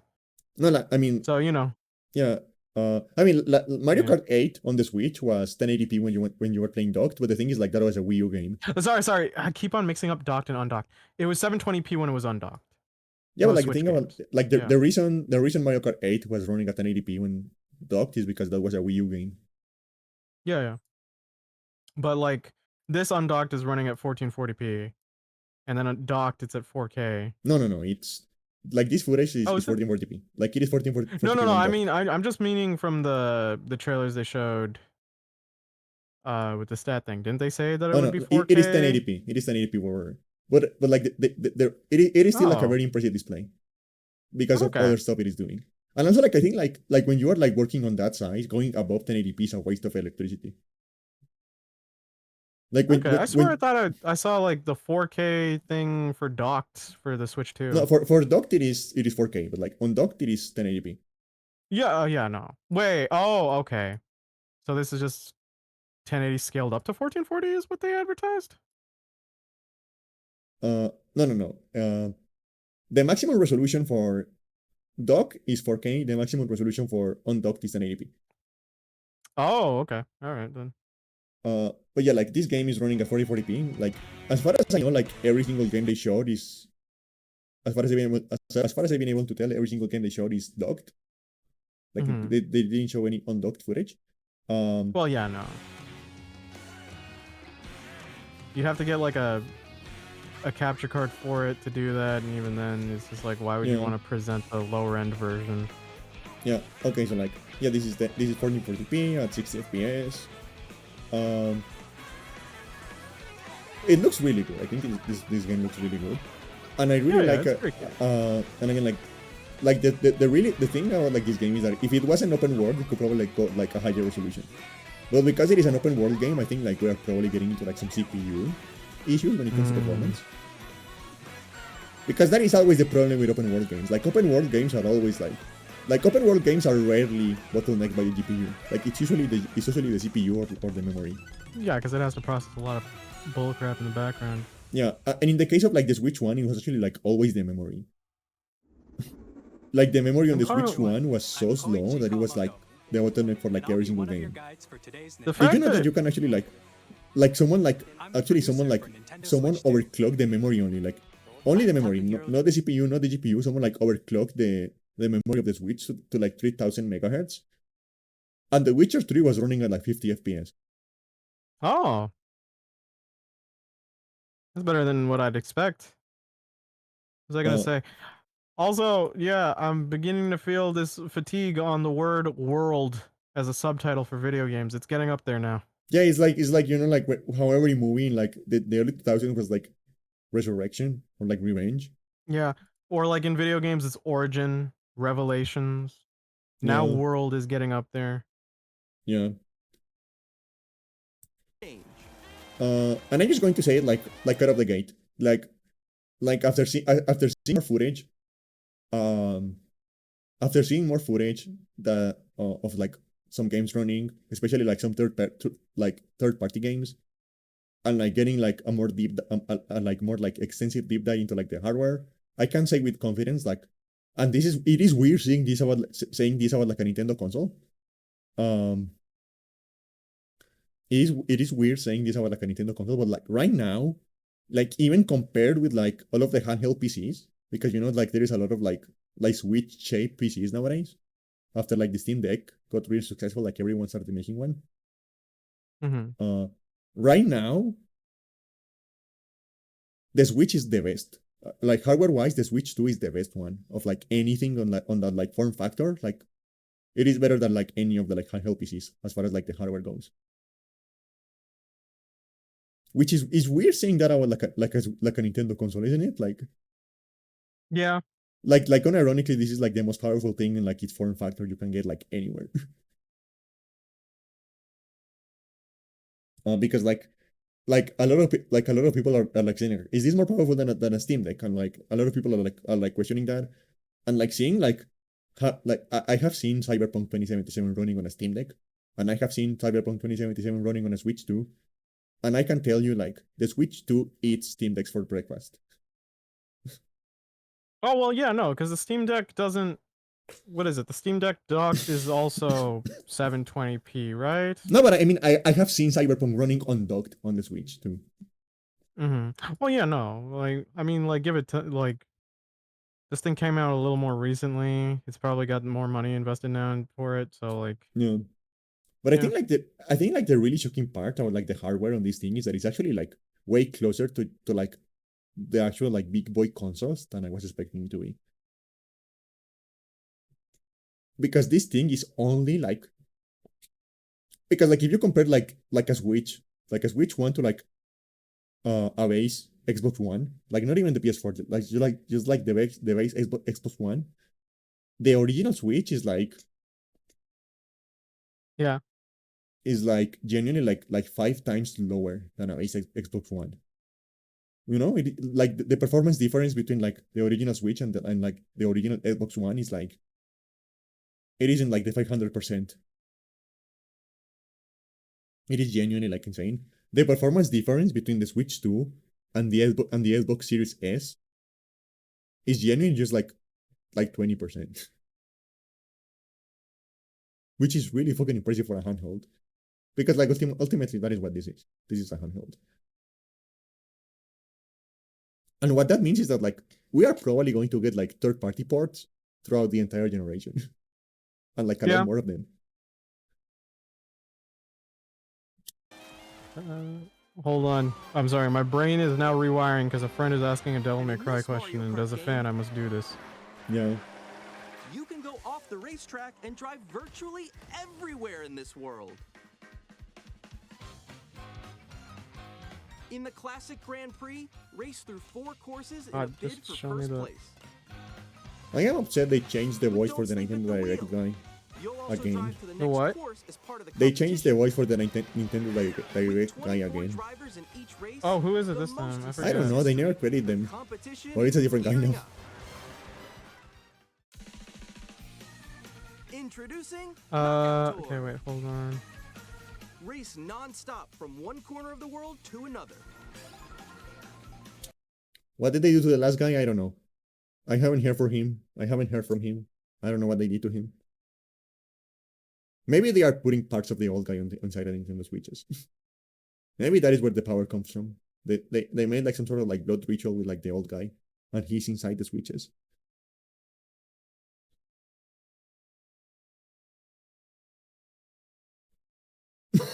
Jesus fucking Christ. His family misses him. Yeah. Well, the problem is that his family misses him, but the Nintendo snipers never miss anyone. That is the problem.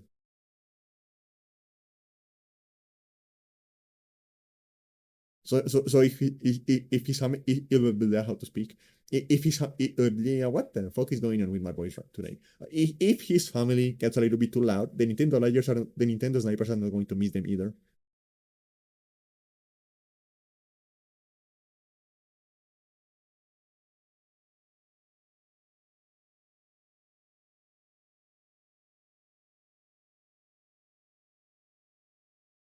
Okay.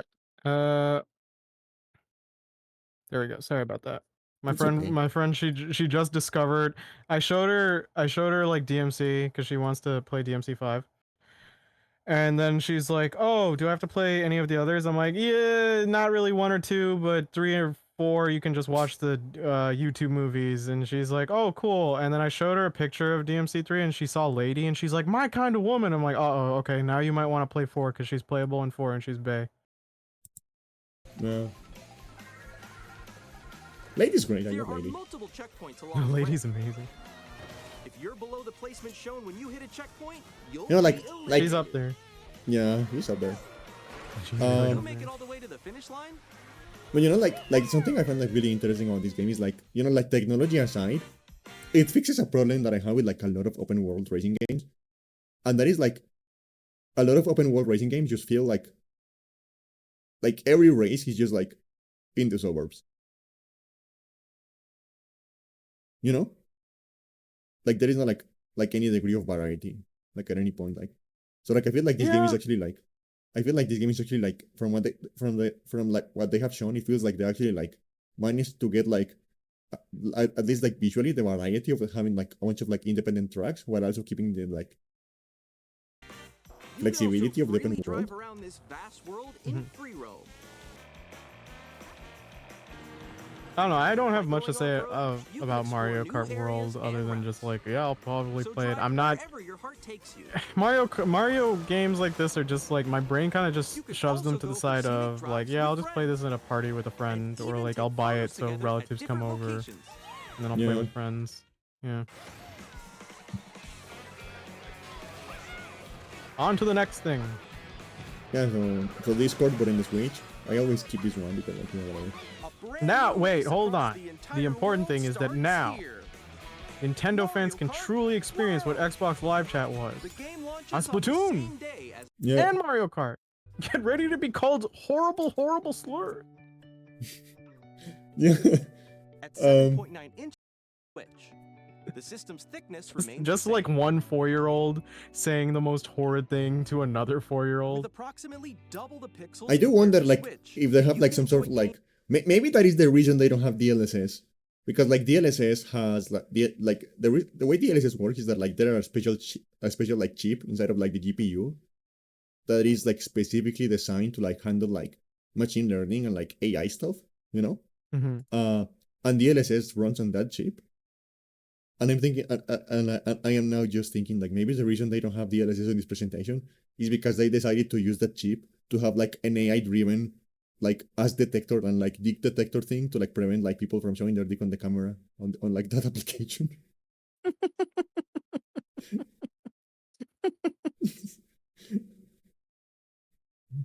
Like they had to sacrifice DLSS to hide the penis. No. The plight of Nintendo. Yeah, because you know this, you know, like on like they. I am hoping they have like proper like safeguards in place, because if they don't, this is going to turn into like fucking chat roulette for like 5-year-olds. So just chat roulette. Yeah, I guess. Because people just went to chat roulette when they were way too young. Yeah. Move on to the next game. Let's move on to the next game. The screen supports Okay, so this is up to like 120 frames this is per genuinely Yeah, smooth fucking gameplay up to impressive. 120. Yeah, 120 FPS is actually pretty. And like getting a 120 and 120 hertz HDR screen as like the base model, it's fucking insane. All of this does kind of explain like the price point, and I know a lot of people are upset, but it's just like, well, No, like for like LCDs. $450 is like what I was expecting, to be honest. Like yeah, like me too, but it's just like once they showed like the internals of the thing, like the chips inside of the thing, once they show that the internals inside of the thing, like yeah, like this is going to be minimum 400. Like that was like what I was always thinking. This is going to be like minimum 500, 400. well, people, sorry. yeah, people. I don't know. People were just like expecting a Switch 1 price is like on the upgraded hardware, and it's like the amount you'd have to sell at the loss for that. Yeah, and like people forget that like Nintendo is the only company that has never sold a console at a loss. No, that's not true. Didn't they sell the Wii U for a loss at a time? They had to. No, I think like one of the reasons the Wii U was so shitty is because they were actually like just trying to get affordable hardware. I think the thing Well, is that no, because like, I think the problem is that it just sold so poorly that they had to like. well, no, and not only that, they sold it. Yeah, well, okay, yeah, that was one of the things that contributed to it, but they had to sell it at a Screen loss, is and they more were still vivid not selling and any. supports HDR, And it's just like, well, providing more contrast between light and dark areas of the images. okay, here's the thing. I don't like HDR. The all-new Because HDR does not always look like that. I've tried HDR capture and stuff like that. It ends up looking more washed No, but out and gross. like the problem is that like there is not just like I have actually talked to some people about this, and there is no single capture card that can actually do HDR. Yeah, no, I had to talk to Elgato about this. Because I was wondering what was going on. But if You would you're either not get recording, super saturation or super dull. but if you are not recording and if you have like a proper HDR TV, like it genuinely looks amazing. I'm sure it does. It's just a very annoying thing that has to be accounted for. Because I have seen some like HDR content before, and like if you have like a proper screen that actually supports HDR, because like the problem is that there are a lot of like, if you go to like the cheap if you go for like cheap 1080p monitors, you get a lot of like monitors that advertise themselves as like having HDR, but they don't actually like have HDR. They are just like very bright. I don't know if wait, I don't know if they, because I have the 4K 60. I don't know if they advertised it having HDR recording. 4K 60 Pro. I think like most capture cards only have HDR pass through. Like they don't record an HDR. Probably. I just remember this because when I had my new monitors and I got the new capture card, I was really excited. I was like, okay, let me try putting this, and then just like it would just not pop out Also correctly. there is I a problem that figured out what was. there is a problem that is like HDR is just like straight up broken in Windows. Mm-hmm. Like it works great on like the consoles, but like in Windows it is broken. Okay.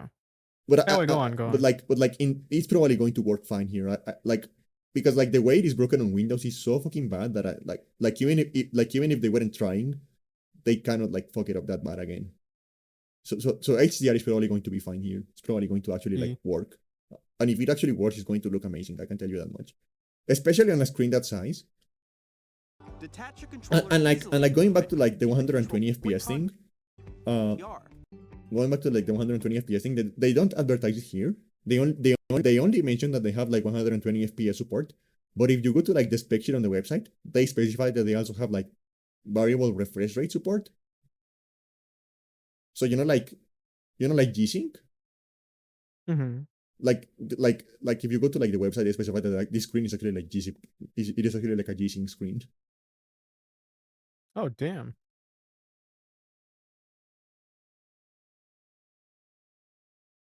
So it is like, and like again, like I can say this with like a relative degree of confidence. Like right now, as far as like handhelds and even like phones too, and like handheld PCs and stuff like that, like the Switch is like the best one. The Switch 2 is like the best one around. Like as far as like hardware goes, it is like the best one around. It has like one of the best screens, which is kind of shocking from Nintendo because Nintendo usually goes with like shitty LCDs. Yeah. It has one of the best screens around. It has the power to actually like run modern games, which is kind of crazy. Well, it's just like all the stats on paper just like are objectively better than what's out right now. Yeah. I think even the ROG Strix or whatever might not necessarily be in this ballpark. They are not. They are not. Yeah, exactly. So it's like, and considering how like egregious that price point is for them, like, yeah. Yeah. I wonder if the cartridge, if this still tastes like shit. Next up is Okay, I do know someone. There was that news that we saw that was just like also like some of these cartridges might just be the license, and then you have to go through a pass-through check, like a license check. Yeah. If you download. But like they actually like yeah. explain a little bit more now. And basically, what it is like they are trying to give people an alternative to like digital licenses. So like the way it works is that like you put the card in, and it like asks you to connect to the internet and like download the game. But then after the game is downloaded, you don't need to like connect to the internet ever again. Because the actual license is on the cartridge, not on your account. I suppose. I guess the worry becomes if a game gets delisted. Yeah. Yeah, because this, like, I get this in a way, but it's like there are drawbacks to it. I mean, to be fair, it's hard to put any full game on media nowadays. Like, even if you have a disc on an Xbox or PS, yeah, because games PS5, are way too fucking big nowadays. Yeah, they're too big. You'll get like a core installation file, but at least I suppose that's something. And then you install the rest off the internet. But like, yeah, like just it being the license is pretty bad. However, we've talked about this. It's hard to like have storage for a like, game on a cartridge like that. It's too crazy. Especially considering like, okay, so we saw Cyberpunk, we saw Star Wars Outlaws. So like this thing is actually capable of running like current gen games. And what that means is that like everything about like the storage on this thing has to be at least like around the same speed as an SSD. Because games nowadays are designed for SSDs and they break if you don't have an SSD. Because like, for example, I tried playing Cyberpunk 2077 on a mechanical hard drive, and the game just freezes every 5 minutes. Like it straight up just freezes, and like it takes like 30 seconds to like unfreeze. It is genuinely just like straight up unplayable. And that is like the main thing. And like there are some games that just straight up crash because like they try to put you inside of a level, but like the level doesn't exist yet because they cannot load it fast enough, so like the game just fucking crashes. Um, so like the cartridges like for the Switch too. The thing about like the Switch 2 is that like the cartridges are to get cartridges that actually have like those like read and like write speeds, they're probably very expensive to make. Probably. And that is also like the reason this is a thing. And I have some numbers to like explain why this is happening. Okay, so the SSD, actually this is one of because like like the PS5 and like the Xbox Series X are actually like basically identical as far as like the hardware goes. Yeah, yeah. And like the SSD is like basically like exactly the same. And like, for both consoles, the SSD like has a read rate, like a read speed of around 6,000 megabytes per second, right? Mm-hmm. Around 6,000. On PC, a cheap a cheap Generation 3 SSD NVMe on PC is usually between like 900 and 1,500 megabytes per second. You know, Mm-hmm. uh, an old hard drive is usually like in the 50 to 100 megabytes per second area. An old SD card, like the ones on the Switch One, are 20.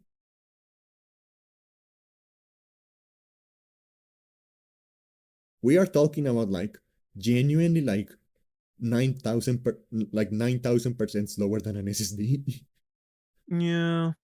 On the other hand, these micro SD The micro SDs are probably express just gonna cards, be for save storage for a lot of you them. know, Unfortunately, like, yeah, a no, lot of like them are high gigabytes, so people actually are gonna like put games on them too. actually like these like new like micro SD XD cards actually have like SSD speeds. Like they are like the 600 to Oh, that's cool. 900. They are on the like the 600 to 900 megabytes per second area. So they are like on the lower end as far as like SSD speed goes, but they are probably fast enough to actually handle modern games. Mm-hmm. And that is the thing. That is the thing. Like the speed difference between like one of these like express SD cards and one of the older SD cards is genuinely like 9,000%. Like it's genuinely like 3,000 to 9,000%. It is fucking insane. Yeah. Like it isn't like it is 10 times fast. It isn't like 10 times or like like it is genuinely like the difference is going from 20 to 900 megabytes per second. Uh, and this is like something. So this is if Nintendo wants to like support like third-party games, like modern third-party games, they had to do this because you have to because like you have to be able to like if you want like third-party publishers to port their games to your console, you have to be able to go and tell them, okay, so like you like the speed is not as fast, but it is fast enough that you don't have to like completely rewrite to completely redo like Yeah. the way your games load data. And the only way to do that is to enforce this requirement. And like the thing is like another thing is like this is not a Nintendo developed standard. Like this micro SD Express thing has existed for a few years now, and it was developed independently of Nintendo. Like Nintendo had nothing to do. Hey Gons, what's good, Gox Nation? Oh God. um, Nintendo actually had nothing to do with like the development of the like micro SD Express standard. Like this is completely like they had nothing to do with this. So this is like they are showing branded SD cards because Nintendo does sell branded SD cards, but you can buy generic ones and they are going to work because this is a Well, standard. yeah. This is a standard that exists completely outside of Nintendo. If this was about Mm-hmm. greed, they would have done a PS Vita. No, they would have completely done like a proprietary thing. To be Like they fair, would like they would even have gone the then, PS Vita way. they didn't even practice that with the last one. Like the Switch, you can put almost any micro SD card in it, so it Yeah. doesn't matter. So this Yeah. makes complete sense. Like this I makes completely complete forgot sense. about the Vita too. Yeah, that was stupid. And on the back, there are new GL. It is so crazy to me that Nintendo is the first like is the first like console manufacturer that is putting back buttons on like their controllers by default. Yeah. I feel like this should become the standard because I think like one of the biggest problems with like controllers is that you don't have enough buttons like near like accessible at the same time. You have to choose and like you have to choose because you don't have like they are like too close together and they are like wasting like 3 of your fingers doing nothing. I suppose there's so many games where that are kind of like fine with it that I don't necessarily mind, but I can think of like this being useful for when I have to map out buttons for fighting games Yeah. right off the bat. Maybe if I have to map out things during a hack and slash. So the Yeah. options are just nice, yeah. GR buttons, which you What I can want to use know, like, because Oh, they the have, girl love button, that's pretty funny. yeah, the girl love button. The girl Uh, love button. um, like what I want to know, are these still digital triggers, or are they finally analog?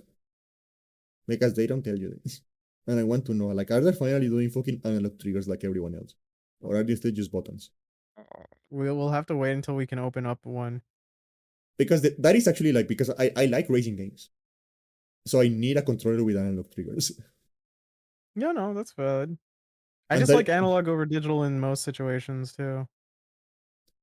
um and like that is actually like the main reason I bought a a PS4 controller instead of a Switch Pro controller for my computer. Like that is actually like the Hmm. main thing that decided that. to assign existing been added. The official Also, they finally added a We've fucking microphone introduced jack, a few new a fucking like features, headphone and jack. after today's presentation, Yeah, I the guess. official Nintendo Switch, you'll check that Now out you as can well. now you can play in Splatoon and say now, horrible the Nintendo things. Switch 2 launch date. Yeah. That idea Okay, so this still is makes me nice. laugh. Again, like I have Nintendo have Switch 2 numbers. editions of The Legend of I Zelda have more Breath of the numbers. Wild and The Legend of Again, Zelda Tears of the Kingdom both games, like feature both Breath of the enhanced Wild resolution and and frame Tears of the rates. Kingdom, are 1440p again at 60 FPS, Yeah. which is again very fucking impressive for the hardware. Uh, and I genuinely think I haven't seen like this is still like up in the air because like there is no there is this is like a new thing they are adding to the games, so there is no way to like preview it because like the 1440p and 60 FPS thing, you can actually like get that on an emulator, and I can tell you like it is genuinely transformative because that is actually how, the way I played Breath of the Wild. I played Breath of the Wild on an emulator at 14, and actually like the exact same resolution. I played it at 1440p at 60 FPS. And it is genuinely transformative. It genuinely feels like a completely different game. And it looks amazing because like the art style is very clean, so it doesn't need like very fancy anti-aliasing, it just needs higher resolutions. Yeah. Um but I'm like glad there I didn't play Tears of the Kingdom yet. I can just play it on the second one. yeah, There are but a lot of games that I think about that, yeah. there is no way of like testing the HDR thing yet because like doesn't exist. Like so this is like something completely new that they are patching in. Like there is no way to like do it unofficially. Also support HDR, which makes the But like considering how colorful these games are, HDR is probably going to be like a fucking game changer too. And actually like just like HDR in general, like I think is like like having that as like a standard on like every single one, because like the thing is like on PS5 and like on like Xbox on like the Xbox they do support HDR, but the thing is like they don't have like built-in screens. So like if you are going to get HDR is entirely dependent on like what screen the player has, right? What TV the player has, right? Mm-hmm. But like having like but like now with the Switch 2, like developers know that every single player is going to have access to like to an HDR screen, right? Yeah. Because it is like built into the console. And I think that was a very smart move because HDR, when done well, it can genuinely be like transformative. It can genuinely like completely change the way you look at a game. But it is also free. Like as far as performance goes, it is free. Like we are talking about like picoseconds of difference. Like that is like margin of error stuff. So like you get like so like by doing that with the screen, by going like with like an HDR capable screen, they are like how like they are essentially giving themselves a way to like completely transform the way the games look without like having to worry about like optimizing them because like it has no performance impact at all. Like the cost of HDR is entirely on the screen. image more vibrant. So And it's you also also really support funny feature that they've like enhanced the resolution and footage they are frame showing of like these two games and is like specifically of like the areas that are known to have like the worst frame rates on the originals. Yeah. I Like mean, to be fair, like what Breath of the Wild would chug.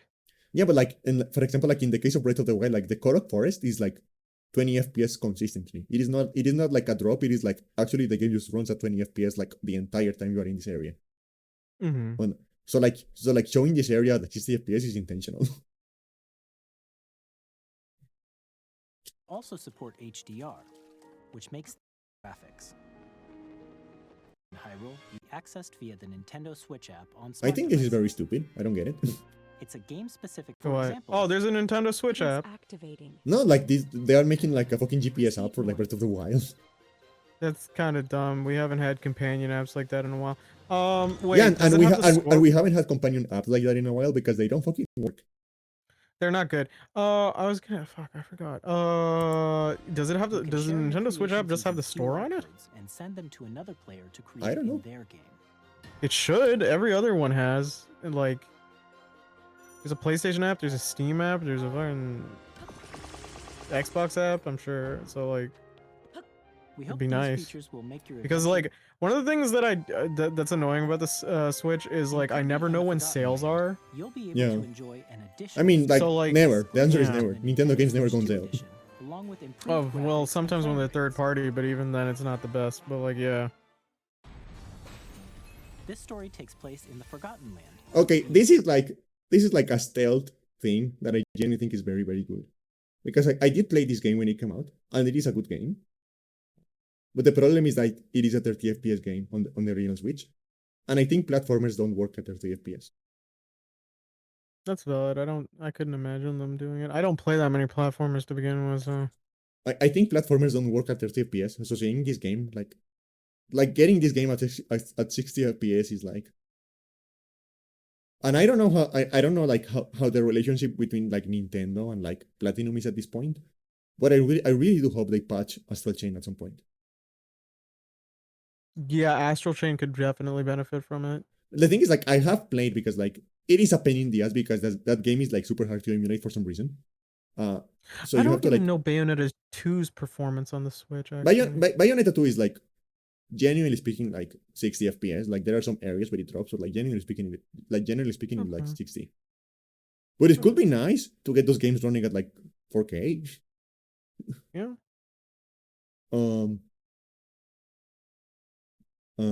But I don't think running at 4K can fix Bayonetta 3. No, not many things could. Yeah. But like I do wonder what the relationship between Nintendo and Platinum because like again it is a pain in the ass because that game is super hard to emulate. But like I have played Astral Chain at 60 FPS and it genuinely like actually like comes alive when you like get rid of the performance limitations. And I think it's a good game, so I would love to see like have that game get a second chance by like getting like a 60 FPS patch. And like another thing Yeah. is like that game is like, you know, like everything has like very dark outlines, so like a higher resolution will also benefit It's that extremely too. stylized, yeah. Because like when Like you have it, like those very dark outlines, like genuinely like anti-aliasing doesn't help. You need the higher resolution. yeah. Struck by a powerful meteor that's Nintendo Switch and a Nintendo Switch 2 And edition. again like there was some speculation about like this particular game, Metroid Prime 4. Mhm. Because having like the idea of this game running In at addition to 4K at standard 60 controls, FPS is kind of you can crazy, use right? mouse controls for intuitive Mhm. gameplay Like it is a little on bit crazy. Switch So 2. some people were wondering if like okay, like they are saying it's 4K 60 FPS, but is it actually 4K? Or because like again, like this supports DLSS. So like is it actually 4K or is it like 1440p like getting upscaled to like 4K using DLSS, you know? So some people were like speculating that, but like I have gotten some like extra footage of this game. I have like gone through like the footage. I have done some pixel counting, and it is genuinely like native 4K. Like it is Oh, that's- actually running at 4K. That's crazy. And the thing is like it doesn't even have anti-aliasing. Like it doesn't have any kind of anti-aliasing, but like because there are so many fucking pixels, it doesn't need it. Plus, you can explore the And it's kind of immersive crazy, worlds just like the reflected in idea that of Nintendo putting these numbers on screen. Yeah, Like 4K 60 FPS HDR. no, like even if it wasn't 4K, just the idea of Nintendo telling you like exactly what the metrics are going to be. Yeah, that's true. They're usually not too Um, forward with that. They're just like, "Huh, don't laugh at us, please." frames per second, or enjoy smoother action in full HD. and at again, like the 120 idea of frames per what, second. and like actually like I did some maths the other day to explain Oh, to any chat. tech tubers degonzillionaire. Yeah, go ahead. Um, I actually did some maths with chat the other day to explain to them why 120 FPS is so fucking impressive. Um, because okay, so you will think okay, like to get a game running at like double the frame rate, you need like double the horsepower, right? That is what you will think like intuitively, but that is not the That's case. what. That is not the case because when you're talking about frame rate, you are talking about like milliseconds, right? So 60 FPS is 16.66666 milliseconds, 30 FPS is 33.33333 milliseconds, and 120 is 8.66666 milliseconds, right? That is how that works. And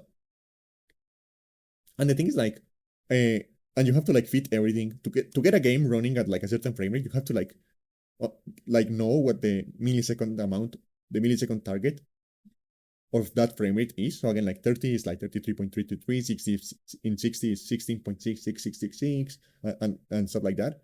And you have to like put everything inside of that amount of time. And the thing is like everything means everything. It's not just the graphics. It's also like reading data from like storage and like reading the inputs and like processing physics and AI and like all of the stuff. It all has to fit into like that amount of milliseconds, right? But the thing is like some stuff doesn't really scale. Like some stuff is always going to take the same amount of time, regardless of like what hardware you have.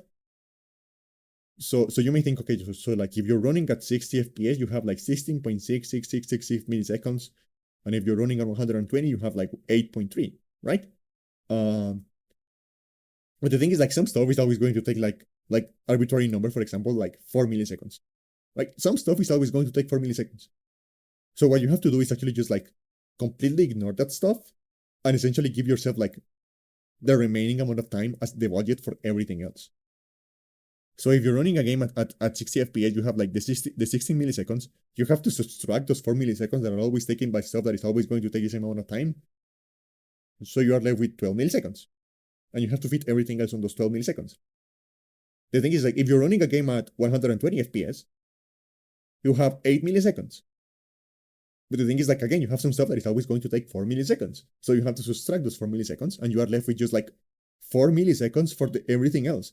So you are actually getting like a third of the amount of time. Not half, but a third. So you don't need to like get everything running twice as fast. You need to get everything running 3 times as fast. Does that make any sense? Oh, Well, that was a funny noise. I'm sorry. I'm eating crap. um, and the thing is like, and the crazy thing is that actually like even in the 120 FPS mode, it is still running at a higher resolution than the Switch One. Because this is the first time they are showing this game running on Switch 2. Like every other time has been on Switch 1. And on Switch 1, the resolution is 900p at 60 FPS. So even on I the said chips. I'm sorry.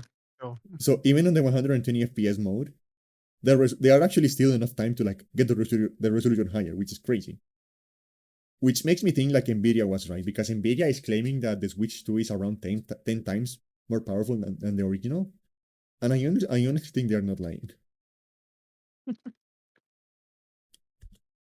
And this is another game that is probably going to look amazing on HDR. Based on your preference and playstyle.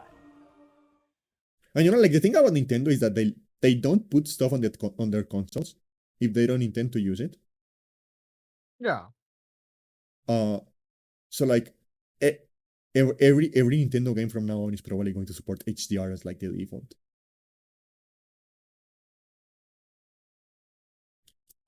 Plus, Which is crazy because not even Sony does that. Pokemon Legends Z, And Sony has which movie is production scheduled to launch companies. later this year, will not only receive a That's true. Nintendo Switch version, but a Nintendo Look, Switch a 2 Pokemon edition game as with well. an actual frame rate. Isn't that crazy? By taking advantage of the power of Switch 2, you can enjoy your I just adventure wish it in didn't look Lumio City so- with enhanced resolution and frame rates. Yeah, like the art direction Oh. itself is just like fundamentally The flawed in my Nintendo opinion. Switch 2 edition games you just saw will be available as both physical and Sorry, digital I versions. just drank some water. Yeah, I'm though. It's just some simple stuff they could do that I'd enjoy. Like if they just did some cell shading or something like that, probably Yeah. enjoy it a lot more. Yeah, they should. And you know what they should do? They just like ask the Xenoblade guys to borrow the engine. Yeah. They should just go to the Xenoblade guys and go like, hey, can we like our engine is shit? Can we have yours for like a second? Because they do that. Like Nintendo did that. And, Oh, it's the and smartest thing to do. You're just you're optimizing your resources. like Nintendo did that. And Cuts like off on development time. and like Breath of the Wild and Tears of the Kingdom are actually running on like a fork of the Xenoblade Chronicles X engine. Because Nintendo realized that there was no way they were going to like get a brand new engine running This is like, their Dragon engine. that idea. Nintendo realized that there was no way they were going to get like a full like brand new engine running on that idea. And they looked at like, because you have seen like, have you seen like Xenoblade Chronicles X running on like the Wii U? Yeah, no, you show me all the time. It looks like a game that You're shouldn't be into that possible on game. that hardware, right? Like it looks like Sure. it shouldn't run. It looks like it shouldn't work. So they just went like, okay, so like these guys clearly know how to make open world games on our hardware. So they just go to them and like, hey, can you give us some of your code? And they went like, yeah, whatever, you own us, so we can't say no. So they took that and they like modified it, and that is what Breath of the Wild is running on. So like Breath of the Wild is like the prettiest game on the Switch, so it works. It greatly works. Just ask Monolith. And Just fucking if ask you already Monolith. own the Nintendo Switch version of a game, you can play the Nintendo forward to these Nintendo Switch 2 edition games. We already went through this game. Next, Elden Ring, I have some numbers. Nintendo Switch 2. Again, more numbers. This is 1080p. Elden Ring is running at 1080p at what looks like, and this is not a Switch problem. This is a From Software problem. They don't know how to lock the frame rate on a game. Mm-hmm. So like most of their games are actually running with an unlocked frame rate.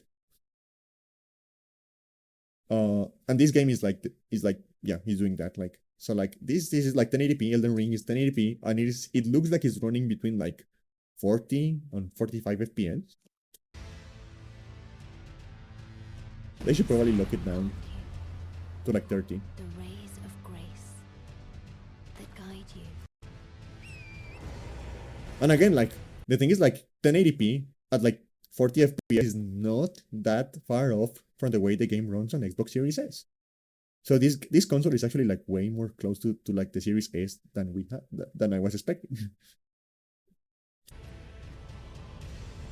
I have no doubt you will. And this game, like Elden Ring, is a good game. I have played a little bit, like, and it is a fun game, but May you like technically it is fundamentally broken on like every platform.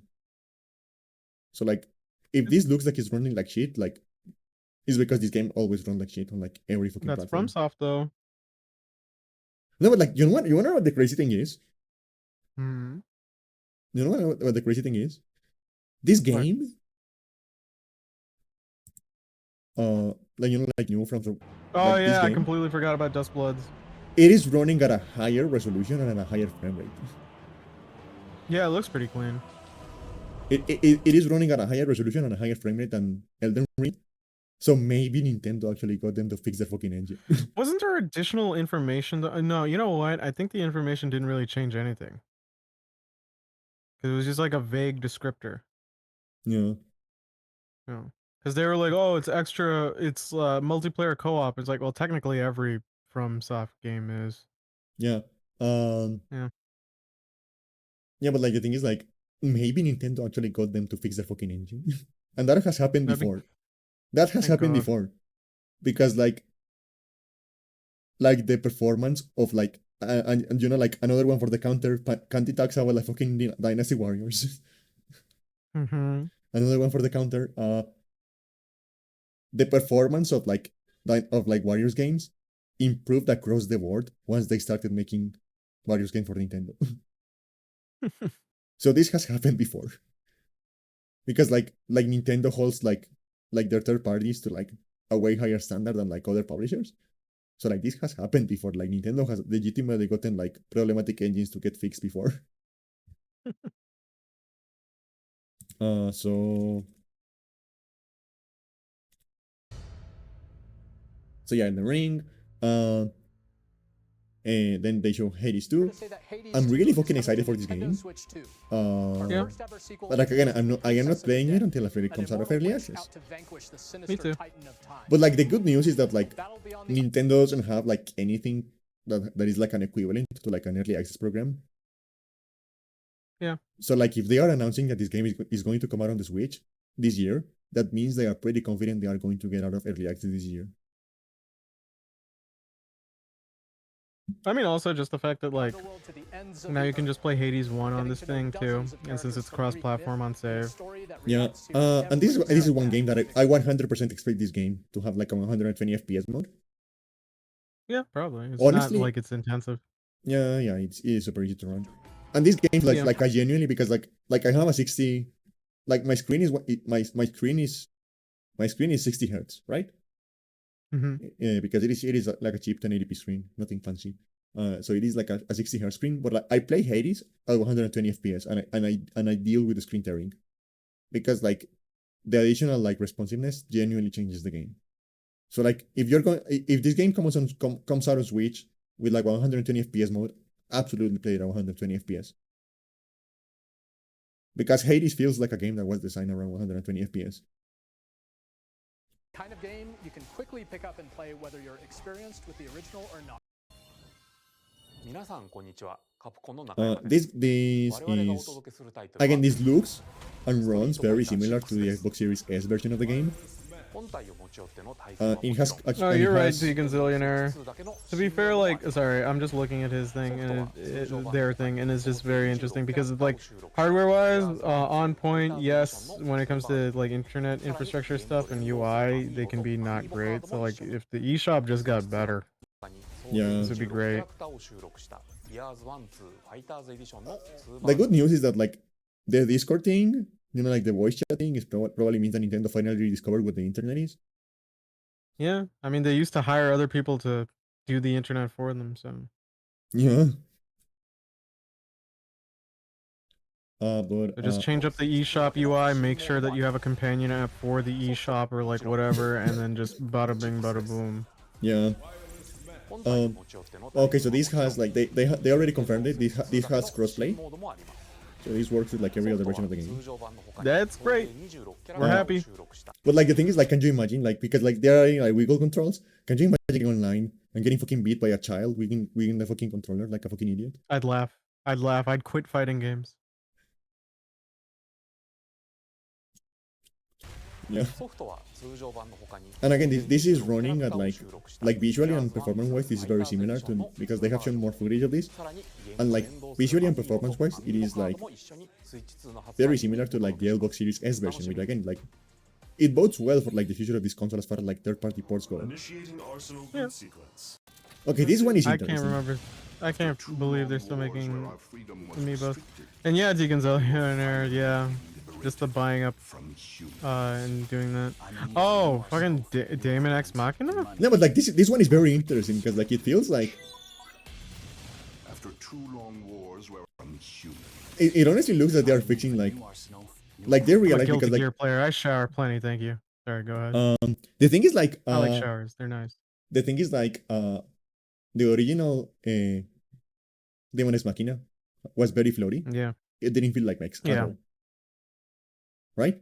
I know so many people who started it and then never finished it because they told me it didn't control well, and the only thing they kind of swore by the end of it was the soundtrack. Yeah.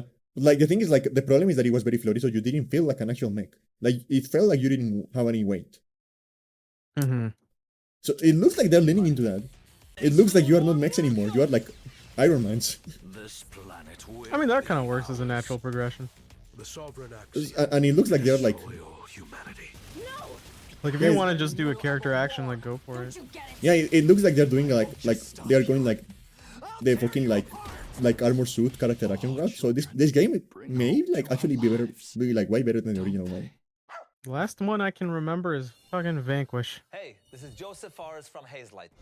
Fuck I'm the super Xbox, fuck the excited for PS5. Split Fiction to come to Nintendo Switch 2. It's Yosef. The game is a story about friendship. We need to play Play this as game at some Neo, point. who writes sci-fi, and Yeah, we Zoe, can play. who writes fantasy. Together, they get trapped in their own stories.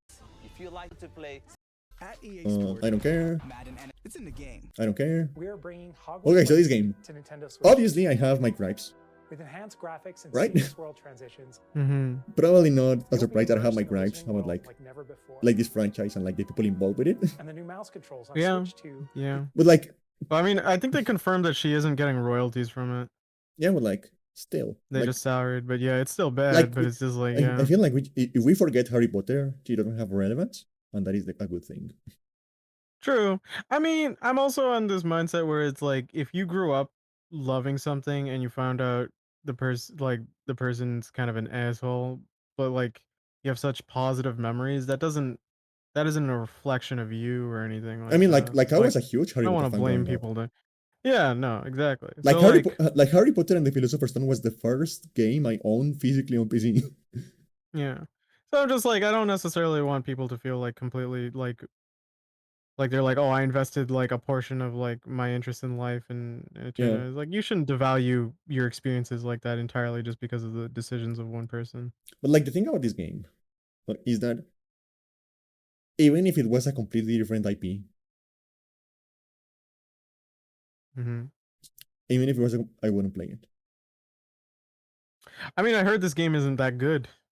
because the thing is like I'm like the moment I see color coded loot, I am not playing your game. Oh yeah. The I moment I, think see, the only one I kind of gave a pass for was Neo. yeah, Neo 2, not Neo 1. But even then, that was still dog. yeah, like even then the loot management is like the worst part of those games. Yeah. And the moment I see like the moment I see like the fucking like Destiny interface with like the cursor, you move slowly with the control stick, Hmm. and the color coded loot with like the loot numbers, like I am not playing your game. Like No, valid. like moving on. Like I don't care. This like so this could be like completely different franchise. I'm not fucking playing this game. Give you even more ways magic when Hogwarts Legacy. Oh, this is one that is very fucking interesting, because the developers made a very interesting choice with this game when they were porting it to the Switch, because it looks like it is running at like lower settings than like the other consoles, like naturally, like it looks like it looks like it is running at like low medium settings, but it is running at 4K. Like it is running at 94K. So the developers decided to just like drop all the settings, but like keep the same resolution, which is very interesting.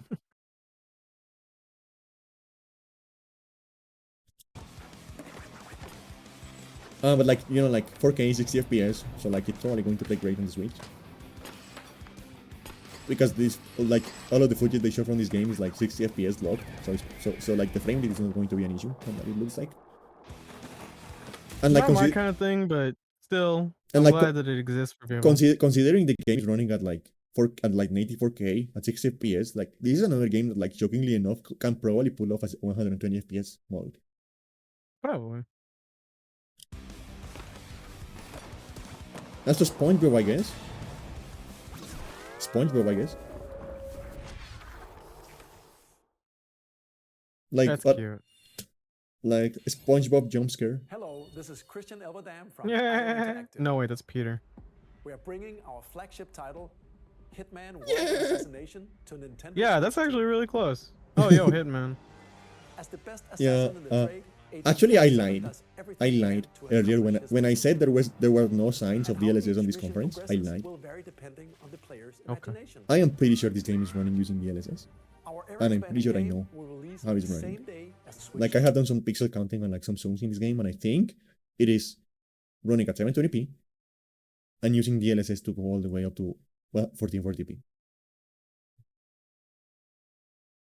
It doesn't look as crisp, yeah. Plus, we are excited to bring a familiar Sorry. agent to the Oh, platform. Gesundheit, Jesus. You have to do that right in the mic? I move my face away from the mic. I just have very loud sneezes.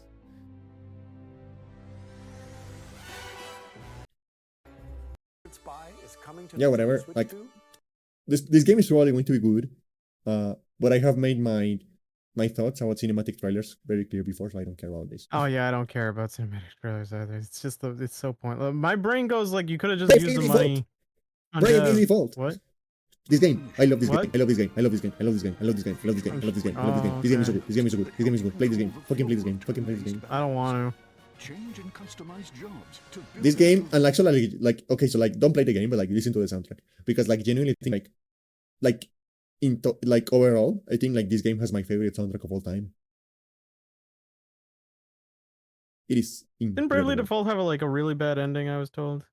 It does get a little bit tedious at the end, but I think like, I think the final boss redeems it. The final boss is super fucking Okay. cool.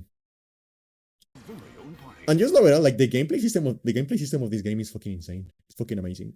Because like you know the people that keep complaining that Final Fantasy is not turn-based anymore. Mm-hmm. Like this is that. Like Okay. this is the Final Fantasy IV job system perfected. Like take the Final Fantasy IV combat system and like polish it to fucking perfection, and that is this game's combat system.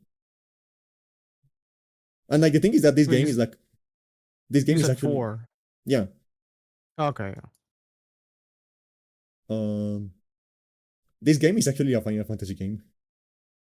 Like nobody knows what this game is actually a Final Fantasy game. They just didn't call it Final Fantasy for some fucking reason. But this game Yeah, is like, isn't it in that horrible like Final Fantasy crossover mobile game like Final Fantasy All the Bravest? no, but like the thing is like there was a Nintendo DS game called Final Fantasy: The Four Heroes of Light, and this game is actually a remake of that game. Oh, But that's like, cool. but like they changed the name for some fucking reason. But like all of the because all of the jobs have the same names as Final Fantasy and like stuff like that. And like Well, it is also Square Enix, yeah. at several points in the story, people refer to you as the Warriors of Light. Okay, yeah.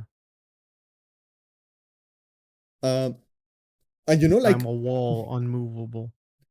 and you know, like this game, Immovable. one of the characters in this game is called, and this game does something I find so fucking nice, like because like it fucking stresses me out, like when I'm playing like a turn-based RPG, that I have to like pick and choose like, okay, so like I have these party members, but like if I don't take the other ones every now and then, they are not going to like keep up. They're not going to have like the experience, you know.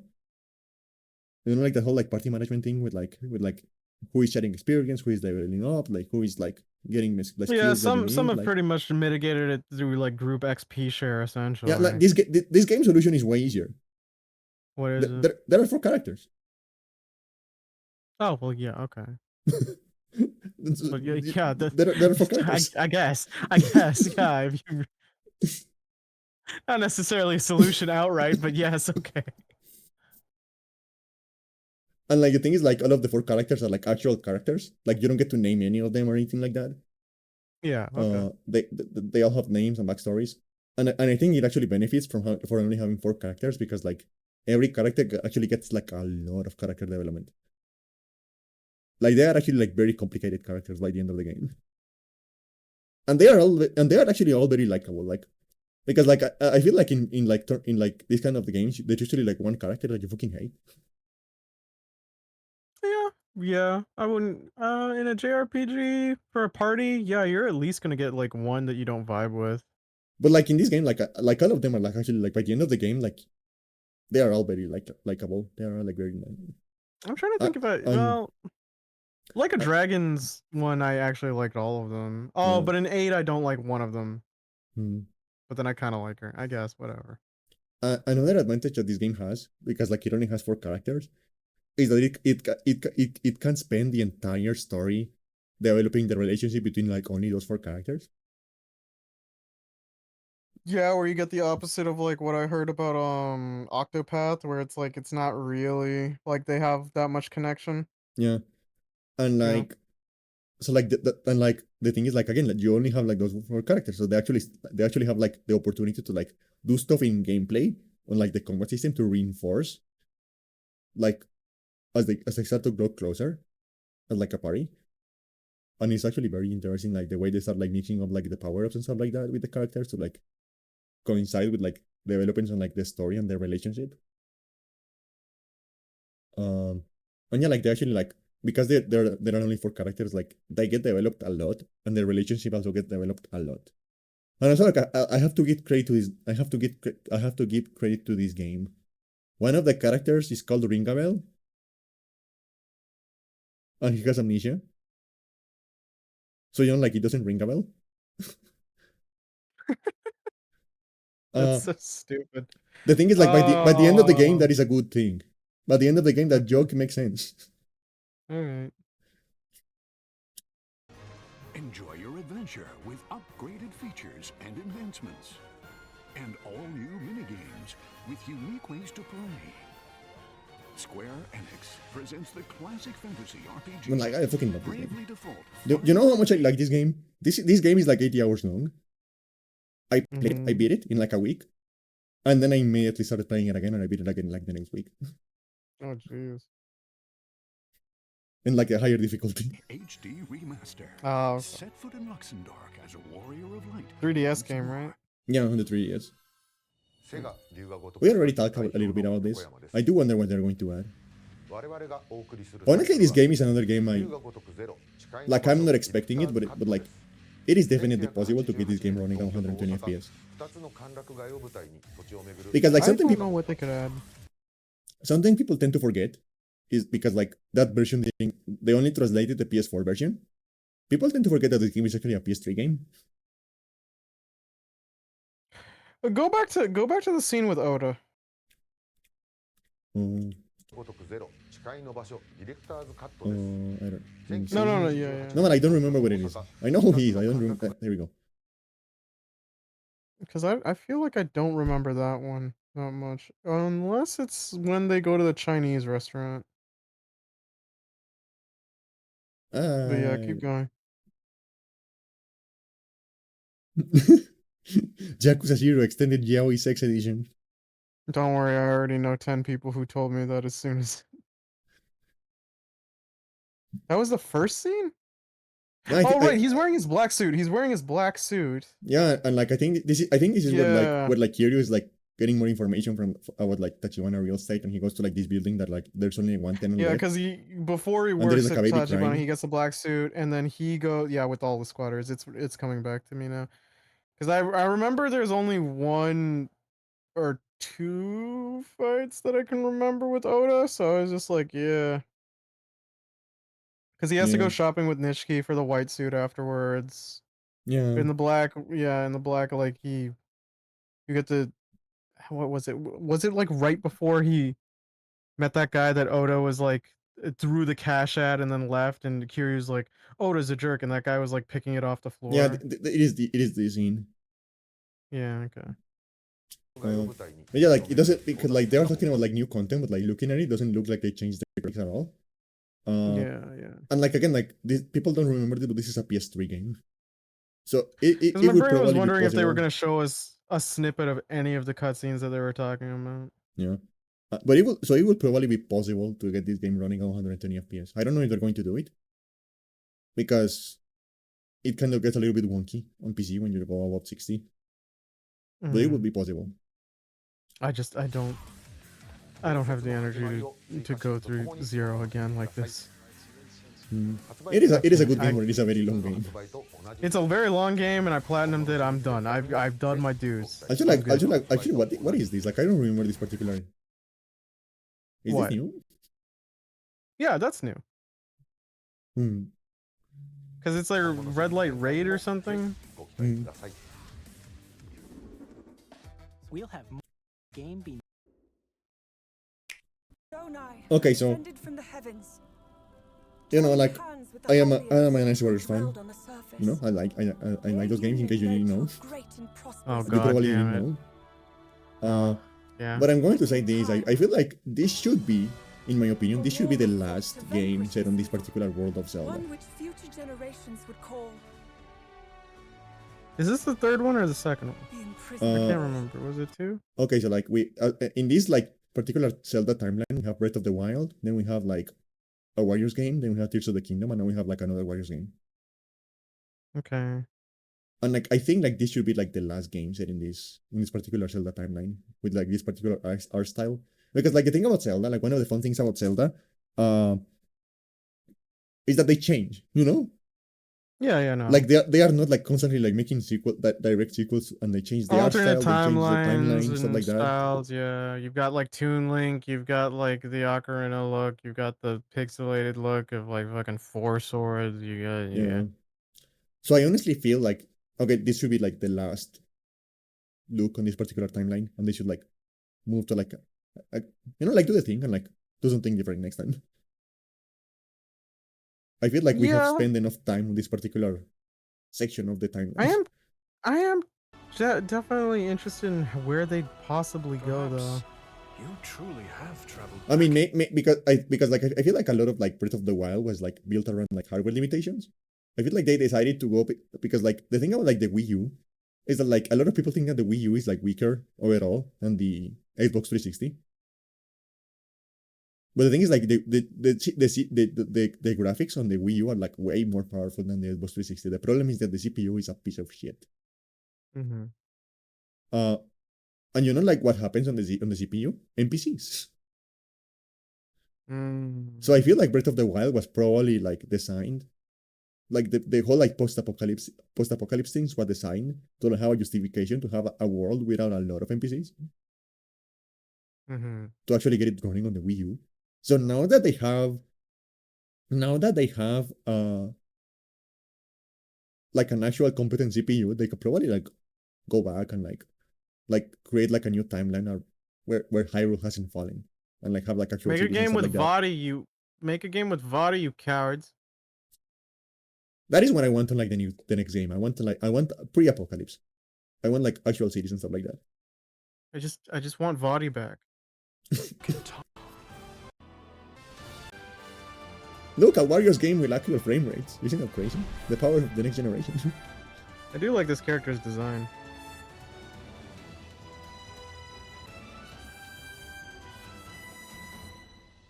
These animations look neat too.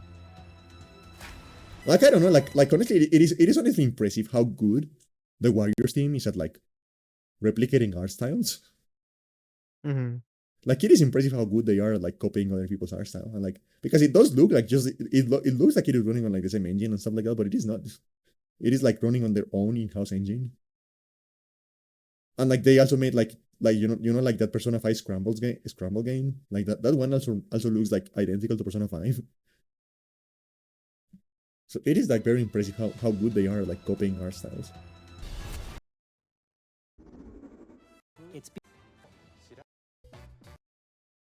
Okay, so Switch exclusive 2001. yeah, like it is weird that they are doing this instead of the HD version. I wonder why they're doing that. The Legend of Zelda: The Wind Waker. Transcending history and the world. A tale of souls and swords eternally retold. I hope this game gets ported at some point because I would love to play this game online, but I'm not getting a fucking Switch to play Soul Calibur 2. And Link from the Legend of Zelda series. Because honestly, like Soul Calibur 2 is like Soul Calibur 2.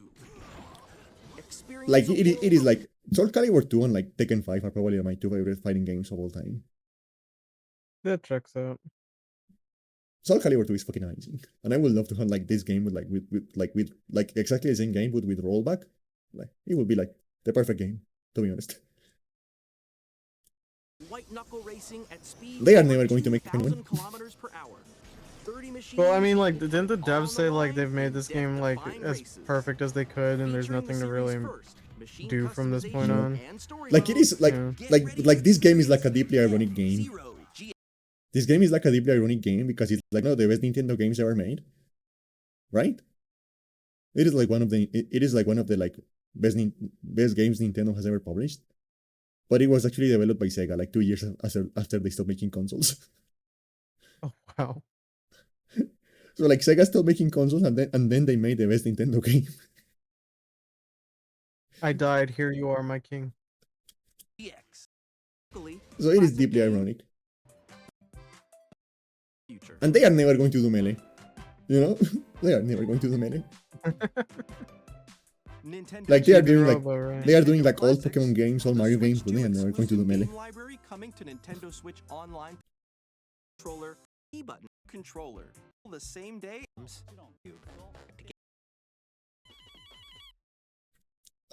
Okay, so Undertale, I don't like Undertale, but it is one of those games that like I understand why people like it. You know, like Yeah, no, we I had get it. this conversation before, like the difference between like this game is bad and this game isn't for me. Yeah, the brain chemistry thing. Yeah, no, Undertale's like that for me too. So like I genuinely hope like the people who like Undertale enjoy this. Like good for you guys. Yeah, happy for you. Also, Toby Fox seems like a really cool dude. Like the guy who made Undertale and made this, he seems like a genuinely cool dude. He also didn't he do the composition for Pokemon Scarlet and Violet? He has been like a guest composer for a few Pokemon games now. Yeah. Because like he completed the ritual. He completed the ritual. He beat Sakurai at Smash, so he can just like do whatever he wants inside of Nintendo now. Yeah. Like that is the ritual. You beat Sakurai at Smash, you can you can just go into Nintendo and like, hey, I want to I'm do top this. dog now.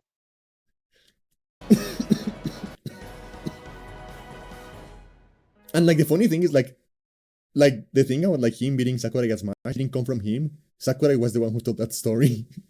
Yeah, no, Sakurai's cool. Sakurai's great. He has like YouTube stuff where he'll also like talk about like design, game design, and just like what to do to create like this feeling. And Randy, get off the screen.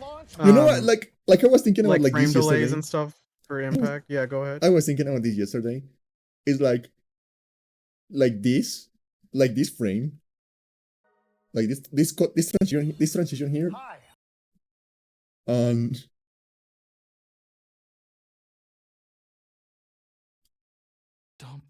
and this transition here are like the exact opposite of the emotional spectrum. Yeah, It is like you go Yosef, and then you're like Randy, get out.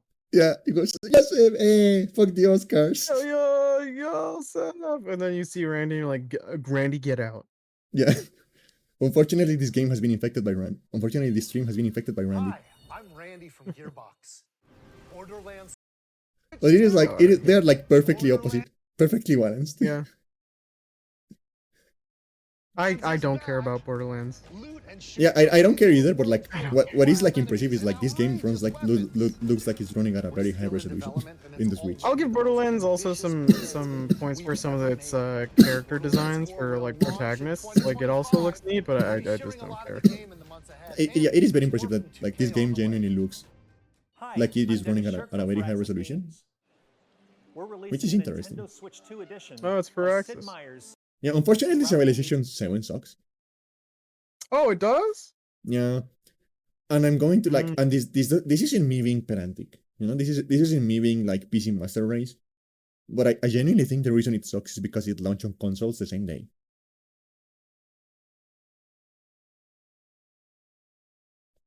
Okay, yeah, I'm not gonna disagree. It was always made for like PC. Yeah, because like this isn't me like being PC Master Race. I'm just saying like mouses, like you know, like playing a game with a mouse. It is like a fundamentally different experience, and you are capable of like doing like stuff that you genuinely cannot do with a controller. This is kind of a funny situation though, because like Civ 5 was just heralded as like such a great experience, and then Civ 6 came in, and then I heard no one talk about it. And anytime I did hear them talk about it, they kind of went, it just doesn't scratch the itch the same way. So I felt like 7 was just a course correction. So it's funny to hear that it's not. Yeah, like the problem with like Civ 6 is that like it is completely undecipherable. I mean, with Civ 7, sorry. The problem with Civ 7 is that it is completely undecipherable because it genuinely has like one of the worst user interfaces I've ever seen. So like it has all the complexity of like a regular Civ game, but it is impossible to interact with it. You know, it is a super complex game that doesn't give you any information, doesn't let you interact with its systems. And the reason it does that is because the interface was designed for controllers. I swear there was a talk recently about a game that also had a terrible UI, With the new mouse control, and then you had to learn players it. can I enjoy forget a what it more was. intuitive gameplay experience. And if you Like a recent release. Hi, I'm Lionel Jinx. And I'm Ben Bishop. Our final announcement Oh, it's today 2K. Yeah, racing and sports ball. I guess I don't care. Lack of preparation. Boom! Terrible at steering a raft. That slice You know, like co-op survival game, not my thing. nicely. Whatever. I'm fine with co-ops in some situations, but this does not look for me. I'm Dave Crooks. Like it's isometric. It doesn't the style. No. I have never actually played like the first Enter the Gungeon, but I should because it looks like something I would really enjoy. I just keep forgetting to play it. I think Dura's played it. New 3D art style. You can expect some fan with you in the future. And like this is what. Oh, that looks neat. Yeah, like it looks good. And like I saw some people really excited about this one, but I never played the original Astroneers, so I don't know anything about this. I don't know anything about this either.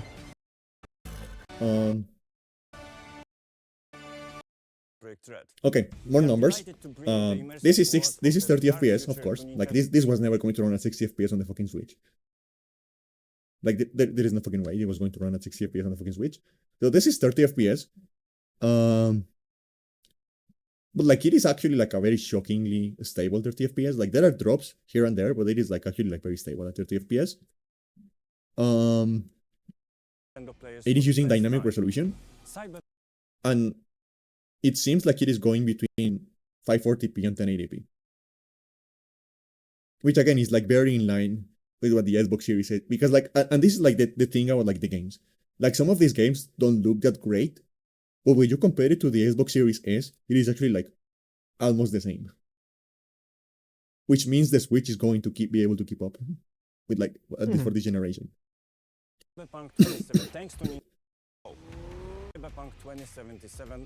And I can tell you because again, like I have seen this game running on the Steam Deck. I can tell you like it is genuinely like a generational difference. Like the Steam Deck and the Switch are genuinely like completely different generations as far as handheld goes. Like have you ever seen like a comparison between like Shadow of Mordor running on the PS3 versus running on the PS4? Yeah. Like that is how this feels. Like watching this game watching this game running on the Steam Deck and then watching this, that is how that feels. Also, like another one was like Guilty Gear just looking nicer. Yeah. No, but like Shadow of Mordor is like, I'm actually going to show you that. Wait, wrong. Because Shadow of Mordor on the PS3 is kind of a mess. Like it is crazy. Actually, let me do this on like another tab. Let me bring it over.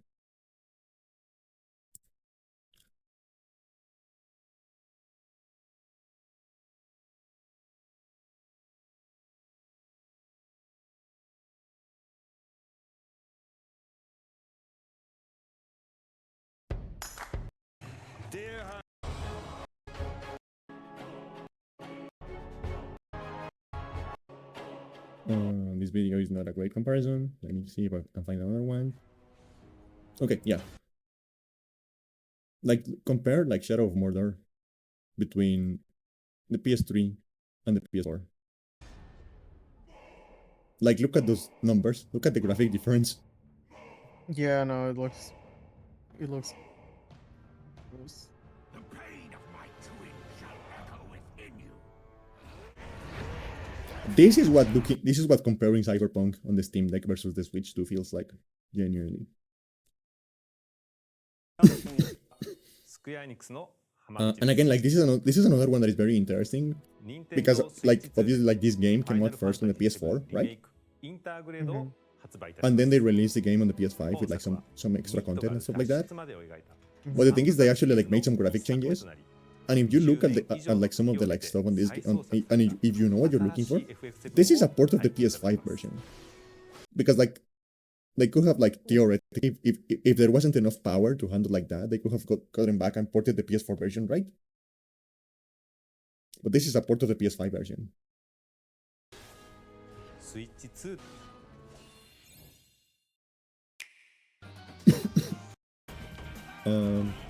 Yeah. Oh, I hit the wrong button. Fuck. You know, like Sirius blah blah blah blah blah. Hollow Knight mention, I guess. You mean It exists. Silksong? It allegedly continues to exist. I don't know. I will believe it when it comes out. Listen, I don't care because you didn't give me a better date. You've been saying like Years for years. Years for years. Like last year they said in the Xbox Direct is like coming 2024. It's like, yeah, I'm gonna fucking, I don't believe you. This game looks cute. Puyo Puyo. Puyo Puyo is interesting because like I like the Puyo Puyo games, but they are genuinely like government design torture. Yeah, guess what? In order to get the platinum trophy for Judgment 1 on the PS4, not the PS5 remaster, you have to beat Puyo Puyo in the arcades. And I sat down and I reevaluated my life. No, okay, but like imagine that would like make it like 5 times faster and like 10 times louder, and this is that. Yeah. And I like it. And not even to say it's bad. It's like Puyo Puyo was fun, but still, it was like my own personal living hell. I like this game, but like you go insane. Like it changes you. Yeah. If it wasn't for the stupid fact that the achievement requires you to beat every character in it. This is another one that is very interesting, because Nintendo has a very, and like I am loath to admit this. I don't ever want to say that an Ubisoft game is interesting, especially a fucking Star Wars game made by Ubisoft. I don't even want. This was targeted to make you hate it. I don't ever want to say that, but this is generally interesting because Nintendo has a very very strict Switch only footage policy when it comes to direct. Because you know, Sony and Microsoft, they both allow PC footage to like be shown on their conferences. Oh yeah. Nintendo doesn't do that. Nintendo has a very strict you are going to show the game running on Switch rule. One of the biggest examples during the heyday was like, what was it, Watch Dogs, and everybody being like, oh, why does the actual game look like shit too? And that is a different build, and it's not off PC. And that is the reason this is interesting, because again, like comparing the Switch to the Steam Deck, I have seen this game playing on the Steam Deck. You need to drop the game in order to get like anywhere close to 30 FPS on the Steam Deck for this game. You need to drop it to like 360p, and then to like all of the lower settings. And even then, you are only getting like 15 to 20 FPS. And to get to 30 FPS, you need to do like that fucking fake frames things that Nvidia is like trying to sell nowadays. So this is probably going to be like when this game comes out, this is probably going to be like the big point of comparison that is going to tell us exactly how much powerful this is. Because another thing is that this game, it has like mandatory ray tracing. Like all of the consoles are running using ray tracing, and you cannot disable ray tracing on the PC version. So this means like the ray tracing capabilities of the Switch 2 are actually like in place. Like it can actually do ray tracing, which is again like fucking insane for a console that fucking size. I just wish a better example than Star Wars Outlaws. I actually just could not give less of a shit right now. Yeah. Yeah, like I am sure that like I'm telling you, like the Digital Foundry video about this game is going to be fucking incredible. Fucking probably like the most interesting video they are going to put out this whole year. But I am not going to play the fucking game. Yeah. Nobunga. Okay, this one is really exciting. Because this is actually like the third game in a trilogy. And what is very interesting about these games is that every game on this trilogy has been a launch title for a Nintendo console. Like a lot of people like it, they fly under the radar because they are not like published by Nintendo. And when a Nintendo console comes out, people are usually like focusing on like the Nintendo published games, right? Yeah. So these games tend to like fly under the radar because they are not published by Nintendo. But like every game on this in this trilogy has been a launch title for a Nintendo console. So like the first game was called Fast Racing Neo, and it was a launch title for the Wii U. The second game was called Fast RMX, and it was a launch title for the Switch. So now the third game is a launch title for the Switch too. And the reason they are very interesting is because these games are always fucking technical marvels. Like like the people who make these games, they are wizards, like genuinely. Because like over at Shein. yeah, because again, like for example, like the one that came out on the Switch, Fast RMX, it is native 1080p at 60 FPS. It looks amazing. It has a lot of content, but it's only like 1 GB.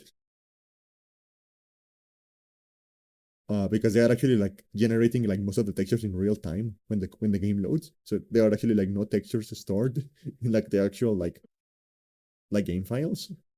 I suppose that's smart in a fast-pacing racing game, yeah. Yeah. And again, like 60 FPS, native 1080p, so native 1080p when on handheld mode. The Wii U game was like again like 60 FPS, native 720. Again, like it looked amazing too.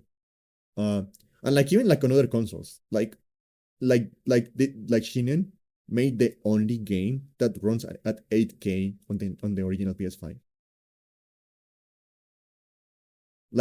This studio made the only game that runs at 8K on the PS5. And it is like real 8K, not like with FSR or anything like that. It is like actual native 8K, which is fucking insane. So these people that genuinely like whatever hardware you give them, they are going to like do like amazing stuff with it. The problem with this one is that like the motion blur is very fucking strong. So I haven't been able to like get any pixel counts. So I don't know what resolution this game is running on.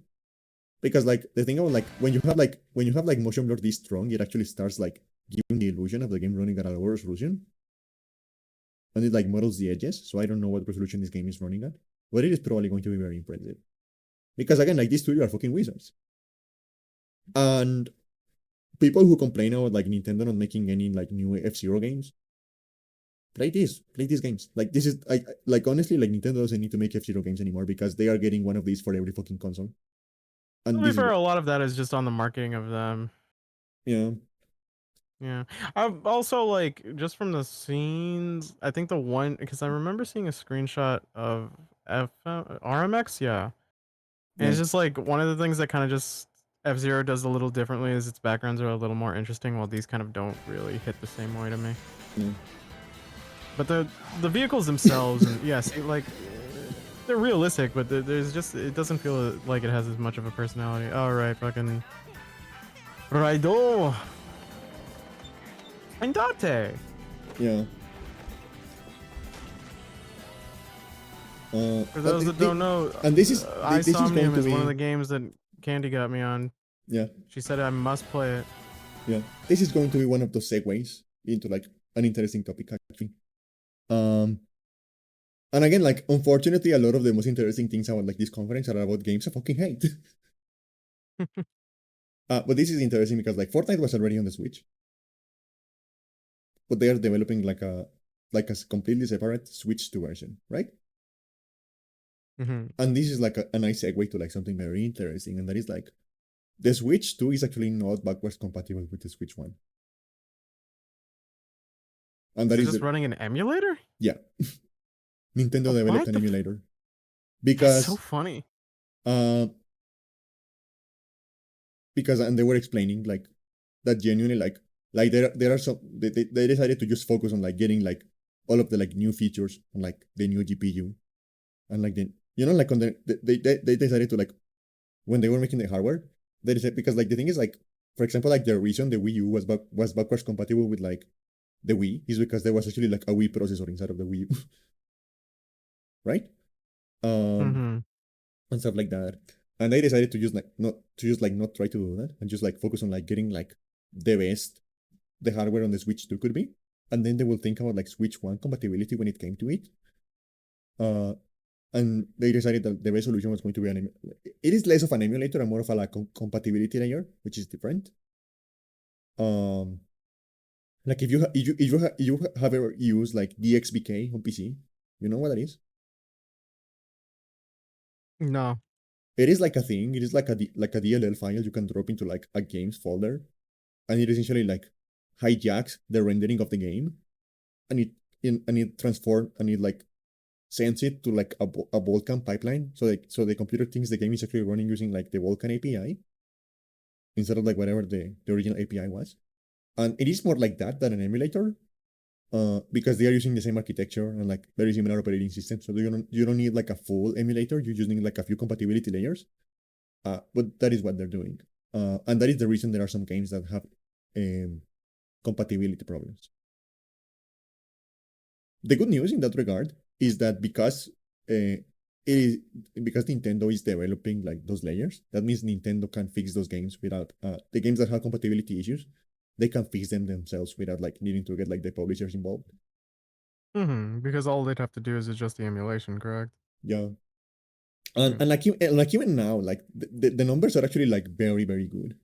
Like most games will actually work. There's only like a handful of games that have issues. Oh, that's fine though. And there is only one game that they tell you that is straight up not going to work. And it actually like is it 1-2 switch? It actually makes perfect sense why it doesn't work. It's actually like the Labo game. Oh, okay. And the reason is not going to work is because the new Switch is way bigger than the old one, so it's not going to fit into the cardboard. Like yeah, okay, genuinely, that is the reason. But like Labo actually, like 2 incoming. There is like an interesting thing about like 1-2 Switch and those games, and like like the Ring Fit adventure game. There is an interesting thing about those games, and that is like they like if you go to the compatibility page, they tell you the games are going to work, but you need Nintendo Switch 1 Joy-Cons for them to like actually work. That's pretty funny. Keep those around. I'm just surprised they wouldn't be compatible with the second. I mean, the Ring Fit I get. You'd have to make a new peripheral, but like... Yeah. Yeah, I mean, 1-2, like, I feel like it shouldn't be that hard to map. Oh, it's Leighton! Yeah. Like, like, legitimately, like, this oh my gosh, week... you're getting a game is wild to me. No, but like, I genuinely didn't know, like, the Tomakachis have different names. I didn't know that either. I thought they were like generic little like gremlins or something like that. I didn't know they were like actual lore and like names and stuff like that. Yeah, my cousin was way bigger into Tamagotchi than I ever was. I never had one because they look boring to me. They look boring to me too, but she absolutely loved them. It's like they just sounds like homework. Yeah, I don't know. She was just into it. I mean, to be fair, she also played dolls. She played house. The next game will be the last from our publishing and So development. I guess maybe in that same ballpark. I mean, to be fair, Digivices are actually just male, like not male, but like they're just like boy marketed Digivices. I think that's why they spawned off of it. They were just like, oh, we aren't getting that demographic. Yeah, and also like this was one because like like this thing was 100%. The way this trailer was edited was 100% intentional. Oh, well, yeah, the way you're sitting on the seat, too. No, like, and like this code, like, particular, like, okay, like, people are wondering, okay, what is this? What is this? Right? What is this? What is this? And at this point, a lot of people are probably guessing that it is a From Software game because of the hunting, and like the pacing of the cutscene. And then, they show the From Software logo.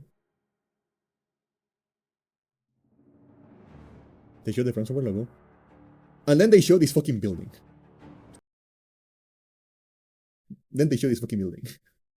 Yeah, that looks pretty much straight out of the Bloodborne map, yeah.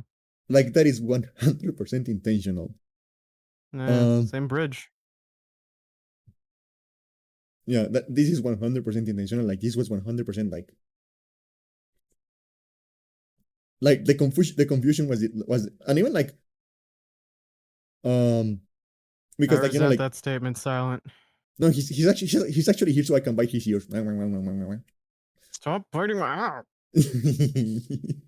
Why do you keep doing that? It's how I show affection. It's how you show up. I have cauliflower ear thanks to you. People think I'm a boxer. And then they actually start showing the ways the game is different from Bloodborne. But like I was thinking about something. Yeah. Like Demon Souls and Dark Souls are different, right? Like they are technically completely different franchises. Yeah, they are. I mean, different places. I mean, Dark Souls is kind of like, well, to say it's a reboot is not entirely accurate, but yes, they're different. They're in different veins. Yeah, so like, I pray that Some of this just feels so like like the straight thing is asset like, reuse. and what that in the tells, review. what that tells me is that From Software is not foreign to the idea of using a single word, as a way to like keep a franchise going without actually having the intellectual property. Yeah, no. Because the reason they changed the name is because Sony owns Demon Souls. They do. So when They so publish as publisher, yeah, they have the rights for that. so they changed the name to be able to like keep going without Sony. But they kept a word. They kept a word around. And one alone. They changed the name, but And they then they kept did a the word same thing around. with Bloodborne. Yeah, yeah. Sony Yeah. owns Bloodborne, so they changed the name, but they kept the word blood around. So again, this is intentional. They knew what they were doing. Yeah. And like again, like the fact that they show the name of the game, and then you have to wait for like another cutaway to like realize it is an exclusive. Like they give you enough time to like wonder if this game is coming to PC. Or like, you know, like Yeah. they give you enough time to wonder that, and then they go like, actually no, this is an exclusive. We got an exclusive. And then they wait a little bit more, and they tell you, yeah, this game is actually being directed by Miyazaki himself. Well, it's a FromSoft game. What's the last one that he didn't direct? Actually, like he is not directing the new Elden Ring one. The new Night Rain? Yeah, he's not directing that one. Yeah, because well, I mean, to be fair, on his track record for the past ones, I feel like he's been pretty active in most of them, if not all of them. But like he's actually not that involved in like Night Rain. But it turns out the reason he's not Well, involved Night in Rain's like, yeah. turns out the reason he's not involved in Night Rain is because Nintendo paid him a fuck ton of money. Oh yeah. We'll share more details about the game, so please check it out when it's available. Many games come. And then they are showing like Let's take a look. only like 2 games left, I think. Yeah, like Air Riders. I know a lot of people are very excited about this. I particularly don't care. But you know, it's cool. I'm not too invested in Kirby myself, no. And but hey, I'm happy for them. Let Kirby fans eat, just like their boy. So this is not like the most interesting game. Other than the fact that Sakurai himself is working on this one. Which makes sense because like if you listen to him speak, it really seems like Kirby, like the original one of this game is like one of the favorite games he has ever worked on. Well, wasn't like Kirby like his invention pretty much? Yeah, Kirby is like so he'd have the most investment. I feel. I'd like to think. Then again, with Miyamoto, you never know when he's phoning it in. So yeah, and this game doesn't look crazy when it comes to like graphics, but this game is a showcase. Don't like, because like graphically it isn't crazy. You know, like it kind of looks like a Switch 1 game just running at a higher resolution. So graphically it isn't doing anything special, but like when you actually, because I have seen more footage of this game, and when you actually start getting into like the destruction they are doing, the environmental destruction they are doing in this game, like this game will not have like the original Switch, like the GPU on the original Switch will not have been able to handle this. So this game is like a showcase. It's just like a showcase of the CPU instead of the GPU. Fair. I just hate his tuffy hair. I hate it. I hate how the hair looks. Because again, like it looks weirds really. me out. I have seen like more footage of like how extensive the environmental destruction in this game is, and it genuinely is like basically like the entire level. Like you can genuinely just like destroy the entire level. This game is genuinely like, this game is Red Faction Gorilla basically. Like this is Red Faction Gorilla. Red Faction was insane back in the day, PS3 era. I can't believe we finally got Red Faction Gorilla 2 and it's a fucking monkey game from Nintendo. Like each of them is getting an open, like each of them have their open world now, right? So like you had your Legend of Zelda, you had your Mario Odyssey, Kirby got one, right? Kinda. Like the Kirby game Yeah. is still like more level based, but it's still like the first like fully 3D game you guys ever gotten. And now DK here. Because like there was a Kirby game on the Nintendo 64, and it had like 3D graphics, but it was actually like 2.5D. So like the last Kirby game was actually like the first 3D game, like the first full 3D game. It wasn't open world, but it was like the first full 3D game.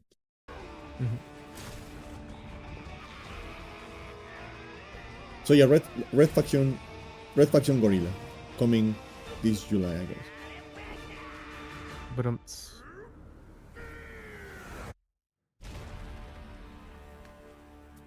I love that name, honestly. I think that's a very funny name, Bonanza. Bonanza's pretty great. I'm surprised they haven't used it before now in retrospect.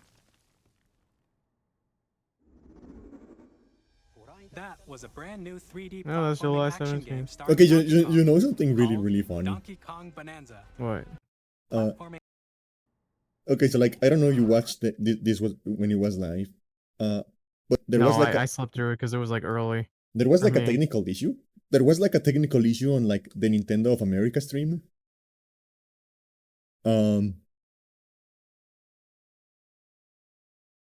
There was like a technical issue on the Nintendo of America stream, and it actually like froze right around here. Oh, that's pretty funny. Like it froze right around here, and it didn't recover for like 10 minutes. Oof. Like it froze right around here and didn't recover for like 10 minutes. So like a lot of, but like it turns out like it was only on the Nintendo of America stream. So like a lot of people, like especially like people doing reactions and stuff like that, started like they were looking around. They realized like the Nintendo UK stream didn't have any issues. Like it was only the Nintendo of America stream, so they moved to the Nintendo UK stream, right? But like the thing is like they actually like localized the dates because the Americans use like a different format for the dates. So like right now we're watching on Nintendo of America, I think. Yeah, Nintendo of America. Right now we're looking at the Nintendo of America version because they fixed it when they uploaded the bot, the like bot, as you do. Yeah. But like on the Nintendo UK stream, this date is actually flipped. Yeah, of course. So like a lot of streamers were genuinely like, what the fuck is the 17th month? Because they are Americans, so they are used to this format. Yeah. Oh my god, I hate it. And they were like, okay, what the fuck is the 17th? Because like the 17th was here first. 17th month is actually the 5th month of the year after 2025, so it's coming 2026 on May? No, wait, is May? Yeah. Yeah, it was fun while it lasted, but then the very next day, Trump decided to be very stupid, so now the Switch is going to cost $600. What? How much? Like they haven't confirmed it yet, but like Nintendo actually like stopped selling pre-orders for the Switch in the United States because of the new tariffs. So they are probably going to increase the price. Oof. Well, I'm not an American. My American neighbors, I weep for you. I hope you get through this. Well, now I can move you. Hey, get me off your lap. Also, why is your thigh so sticky? I was eating mango earlier. Bitch, you need to shower. That's just not. It's just hygienic. I am a very messy eater. Like that is a fact about me. Like I am not a clean eater. Like at all. My pants made a Velcro sound when I got off of you. What is that? You need to rinse off. I mean, I have a job interview on Monday, so I'm probably going to shower tomorrow. Oh, okay. Actually, like I just like I didn't like mention this earlier because there was no time, but like when I was looking for like the voice actor for like the penguin guy. Dr. Tavish, yeah. A duck. I always confuse ducks and penguins because they're kind of like similarly stupid. They're both aquatic birds. In Dr. Detective 1, there's a penguin detective. Not a penguin detective. There's a penguin janitor, and he's very mean to you, and I believe it's racially charged. Anyway, go on. Not my fault my species can fly so too. like the voice actor And swim. I was going to like mention some of the roles he has played because he's in a lot of stuff. So like for example, that you remember like on the Somnium Files, do you remember the like weird tech guy that betrays you? Weird tech guy that betrays you? Yeah, like Pewter. Is he in the is he part of the detective agency? Yeah. And Oh, him, yeah. he dresses like a fucking like Super Sentai character. I don't he only wait, didn't he only did he only betray us on one route? Yeah. Yeah, but like Okay, yeah, anyway, go ahead. he I voices that remember. one. Yeah. He voices that one. Yeah, okay. He voices um like I don't know if you know like of the Legend of Heroes of that franchise. But you really like him. No. Well he voices the protagonist in like a bunch of those games. He Oh, that's neat. voices Diluc in like Genshin. He voices I don't play Genshin. he voices Kai on Strive actually. Okay, that's cool. He voices the like bird guy, like the champion that is a bird on like Breath of the Wild. He voices that one too. They changed Kai's voice actor from like Exert to Strive though. Yeah. I mean it seems like he, but because he's only created for Strive. And actually I think like I know like Rev 2 didn't get a like I think Sign did get a full dub, but I think Revelator 2 was only like the text. Like they didn't dub the voices.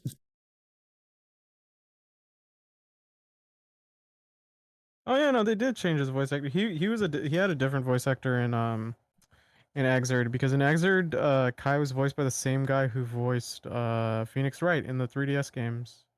And fucking Teddy in Persona 5. In Persona 4, I Oh, mean. that's really funny. Like it's the same voice actor as fucking Teddy.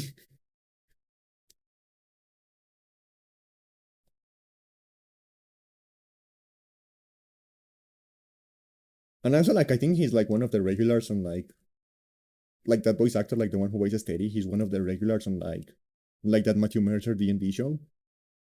Oh, Critical Role. Yeah. Well, cause like yeah, no, Mercer like has a lot of different guests on rotation for it. A lot of them voice actors, yeah. But like like there are some regulars, like Laura Bailey and like Yeah, Liam yeah. O'Brien. Like he's one of the regulars. I keep forgetting Liam is a regular. So it's so wild to me to hear a man who has like, the typecast voice of the tired guy who's really badass to just be playing D&D. And he's like and I think it's like when he's on Critical Role, he's like such a fucking goofball too. Oh yeah. Like he genuinely is he's just like a fucking like goofy guy. It's just like a huge tonal dissonance. It's really funny. And like the thing is like physically, like in real life, he looks like the tired angry guy. Like he Yeah, has no. that face. He looks like an angry Irish guy. Liam O'Brien has the face that like matches his voice. Like he's perfect for it. Yeah. But turns out he's just a fucking goober. Like Yeah, he's just a goofy guy. yeah, he's just a goofy guy.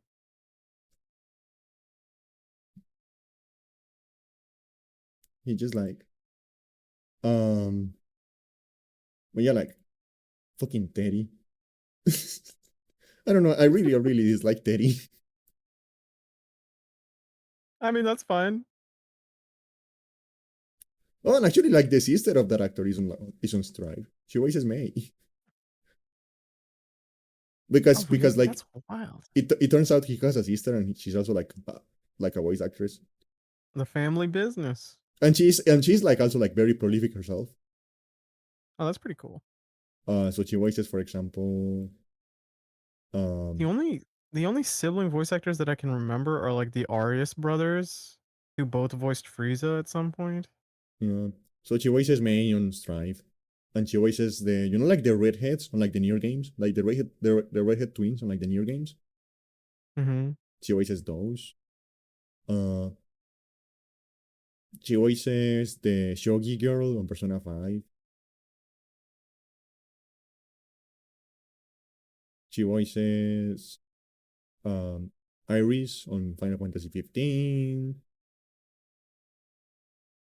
And actually, she didn't get recast. Like looking at the cast here, she is one of the ones that didn't get recast because she also voiced May on Sign, on Xrd Sign.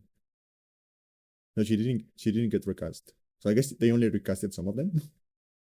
Yeah, I mean, to be fair, I didn't really. It's not that I dislike his voice that much, but his voice is. He's also. Oh, right. I think he might be Spider-Man in one of the games. He's not Yuri Lowenthal, but he's someone else. Like Kai's voice actors just sounds too young. It just sounds weird to me. It's why I'm not too big on his voice as Phoenix Wright. So Mm. yeah. Oh, the Adventure Time took so long to start. They hired his little brother. That's really funny. I mean, it makes sense. Like a lot of families will have some familiar voice, like similar voices. So I do know, I it's do not that bad. remember, I do know there was like a duo, like Bryce and Bob Papenbrook. They were like father and son, and they were both like voice actors. I know about Bryce Papenbrook. I didn't know about Yeah, his father was a voice actor too, Oh, like that's Bob wild. Papenbrook.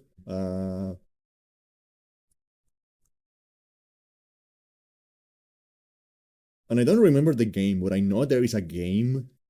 Actually, I don't even remember. I don't even remember if it was like a game or an anime, but I do remember there was like a thing that is like very special for Bryce because it was like he worked he like both like him and his father work on it, and then his father died shortly after that. Oh, that's so sad.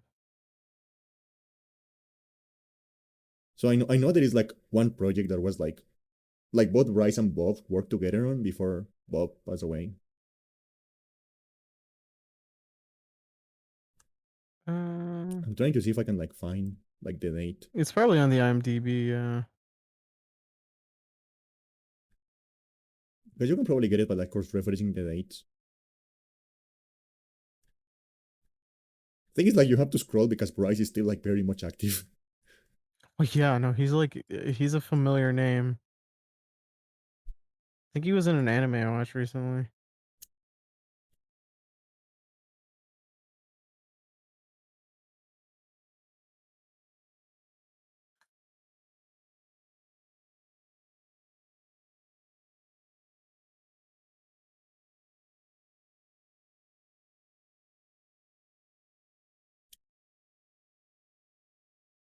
It's weird because Bob does not have a Wikipedia page.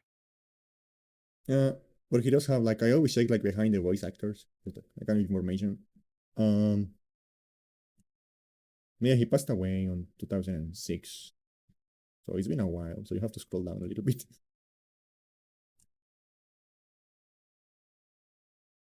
I don't remember like what it was, but I know there was like something they worked together on, and then like both You passed said it away. was a video game, right?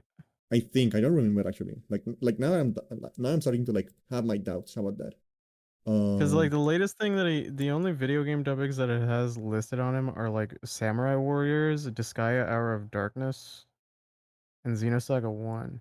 A lot of his other roles are like anime or well, yeah, mostly just anime.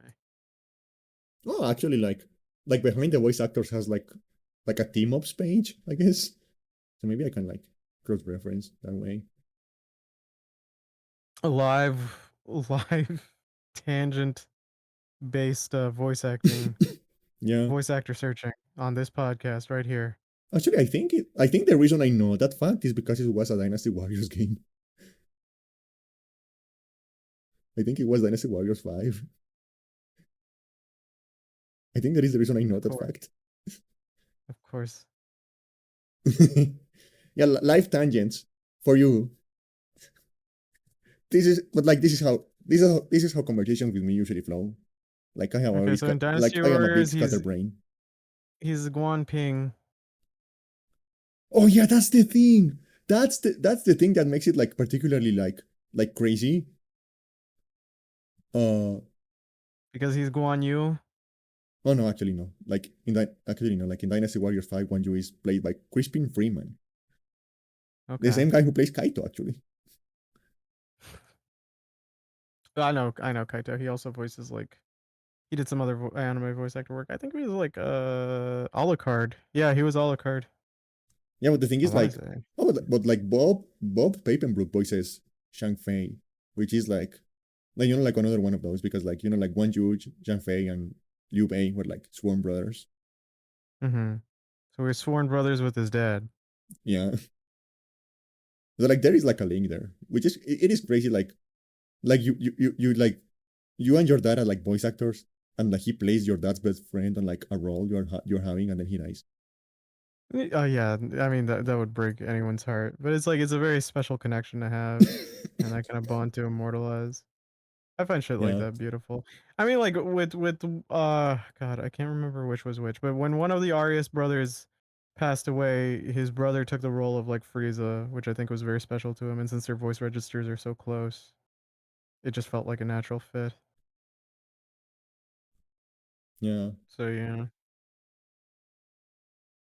And like like checking down on like some of the roles he had, like Bob was good. He probably could like had a lot more games if he didn't die like so early.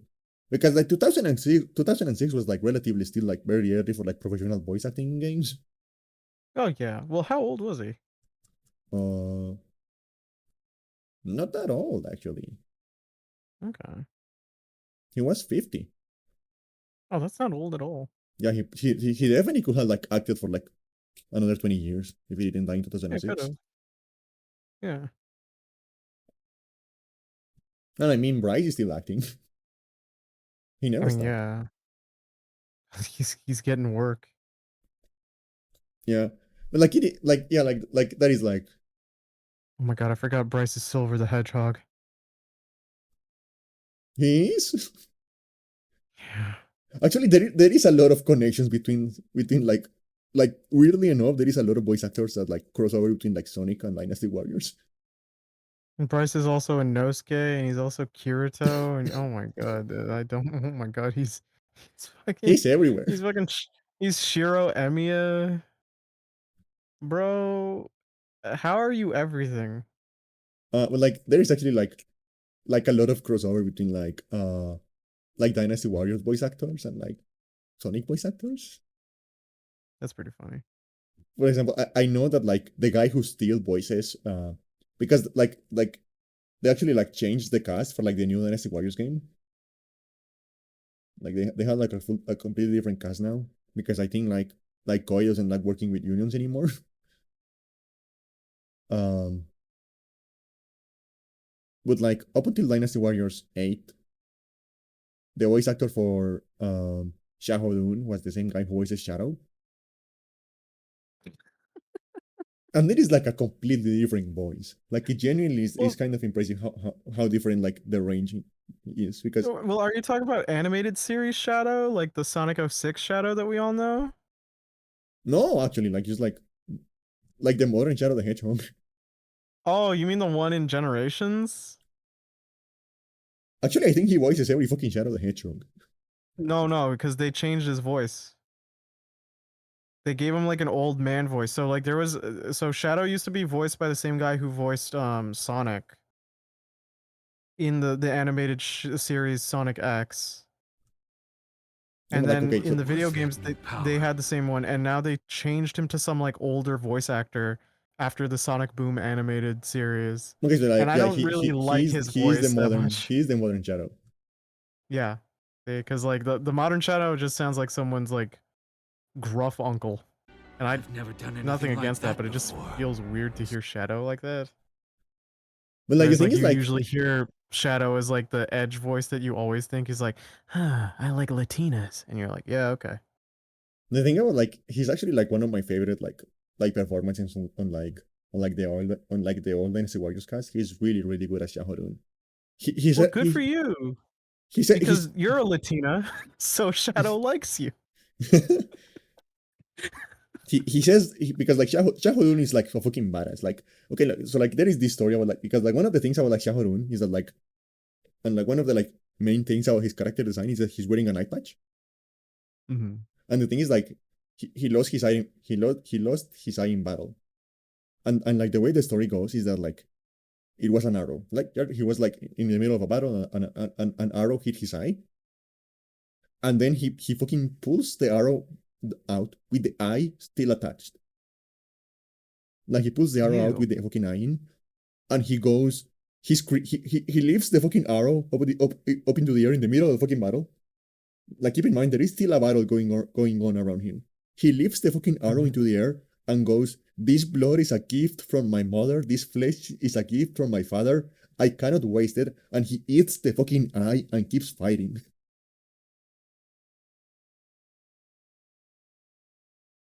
Like he's so fucking cool. That's cool and also so gross. I mean, it's metal as hell. I wouldn't want to fight that guy on the battlefield. Jesus Christ. Yeah. And he also like I will describe, because like I have mentioned before, like Dynasty Warriors has like a lot of similarities with like fighting games. I will describe Shahudun as the Shoto of Dynasty Warriors. Oh, okay. Like Your basic character. gameplay Yeah, wise, okay. he's still like the standard kid. Yeah. Because there are a lot of like characters who's like weird with like weird fucking weapons and stuff like that.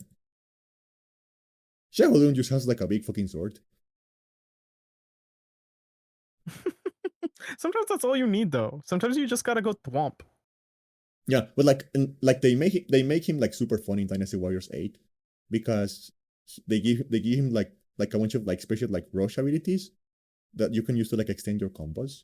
So you can like use the like launcher and get an enemy into the air, and then you can like do a dash that stun locks the enemies around you, and then you can start. And the thing is, like every time you do the dash, it resets your combo, but you don't lose the like timing, because like as you do a combo, like the animations start getting shorter. So like it resets you to like the first move, but you don't lose the like speed up you get from like doing a combo when you do a dash. So you can actually use his dash to like chain combos together and like basically keep people like stun locked in the air forever. Well, you know what can't go on forever? This episode of the podcast. Hey guys. Yeah. I think it We're is going to midnight for you now, right? Yeah, it's midnight. That's why I'm sounding more drained. If you enjoyed the podcast, again, thank you for listening to the podcast. If you enjoyed, please check I guess I'll go first. Me out on my Twitch and my YouTube. I've uploaded a video or shorts if you don't if you're new here, and check them out. Also, since this is Candy's channel, please, if you haven't followed her already, do so now. And also, follow her on Blue Sky if you want to read the most unhinged things Actually, I don't post a on lot. I God mostly knows lurk. what basis. Oh, well, you should get on that. You're a brand now, buddy. Yeah. Or if you want to see her more demented personal thoughts, join her Discord server with the the Go Onion. I'm calling them the Go Onion now because it's the only saving grace I have. The Go Onion Ring. The Go Onion ring. But wait, you That might be genuinely thinking to sounds like a yourself, mafia. you might be thinking to yourself, oh God, the podcast is ending, but I want more Panic and Candy content. Well, luckily for you, you can check a bunch of the VODs on the Twitch. Again, follow And or I fucking subscribe. remember to upload them. And yeah, check out her YouTube where she'll upload them for permanent forevers, for realsies. So yeah, thanks again. Um, See you all next week. You call us I'm not calling you anything other than the Go Onion. I'm calling it the Go Onion now. This is my reclamation. This is my fight. This is the hill I will die on. Go Onion ring. It's the only way I'll walk out with the people with the Goonion on their shirts. Just like I just have to lie to people. I just have to go like, oh no, they're just really into onions. It is a And then I formatting just issue. look There was like, supposed to be a space there. yeah, that was supposed to. Anyone who asks me will just be like, "Does that say Goonion?" I'll just be like, "No, it says Go Onion, favorite vegetable." Please do not inquire with them any further. Whatever, I got the money. See you. Bye, everyone. Night. Bye bye. Bye. And he disappeared.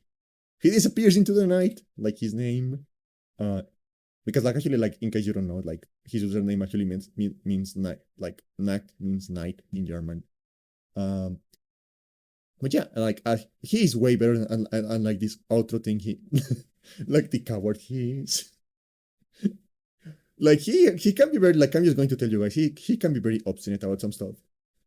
Like this is going to go on forever. This is going to go on forever. Um. But yeah. Again, like he is way better at like the outro thing than I am. I am terrible at like the outro thing. But yeah. Do remember to like check him out. Be nice to him. He's very nice. Uh. And yeah, I thank you everyone for stopping by. I hope you enjoyed a little digressions today. Uh, I will have a schedule ready for next week tomorrow, probably. I don't know. But the schedule will not be fixed because there is a good chance, genuinely, there is a good chance that I might have a different job next week. So I cannot like make like strict promises about like the schedule next week, but I will try to get something tomorrow. That being said, I hope you enjoyed your time. I do want to like do a couple more things with Nick. I do want to like do a couple more things with Nick. Uh, I want to like there is a game we want to play together, and I also want to get him to like watch one of the like Neobrine movies with me. So we'll see how that goes. I'll see how that goes. And yeah, thank you everyone for stopping by.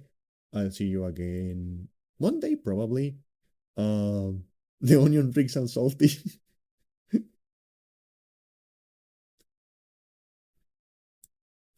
I don't like onions actually.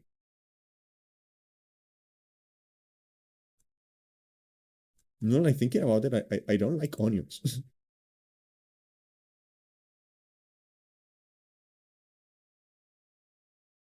Oh, was no, not the ranch dressing. No, actually, like, doesn't ranch have like black dots on it? What the fuck? Like, you should go to a doctor, dude. Actually, because I'm pretty sure, like, huh? Yeah. Oh, well, that's concerning. Uh, but yeah, again, thank you everyone for stopping by. Uh, I'll see you again Monday probably. I'll see. I'm going to try, but I might have complications, but I'm going to try to get it like um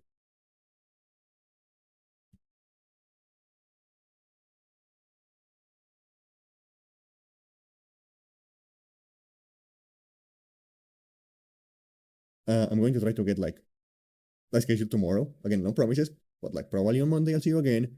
And I'm going to go ahead and drop you guys off somewhere. I'm going to try someone new again.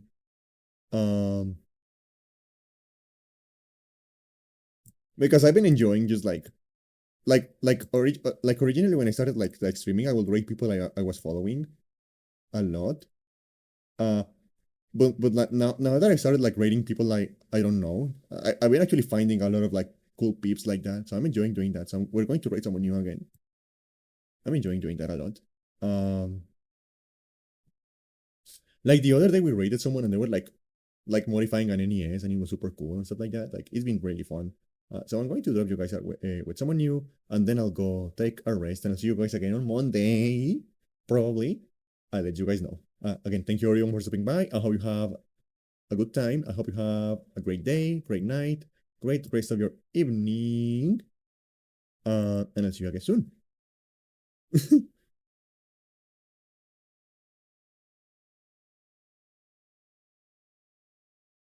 I'll see you again soon. Bye bye.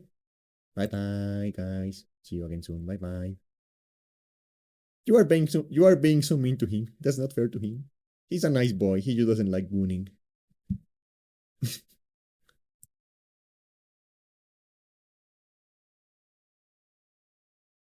Oops.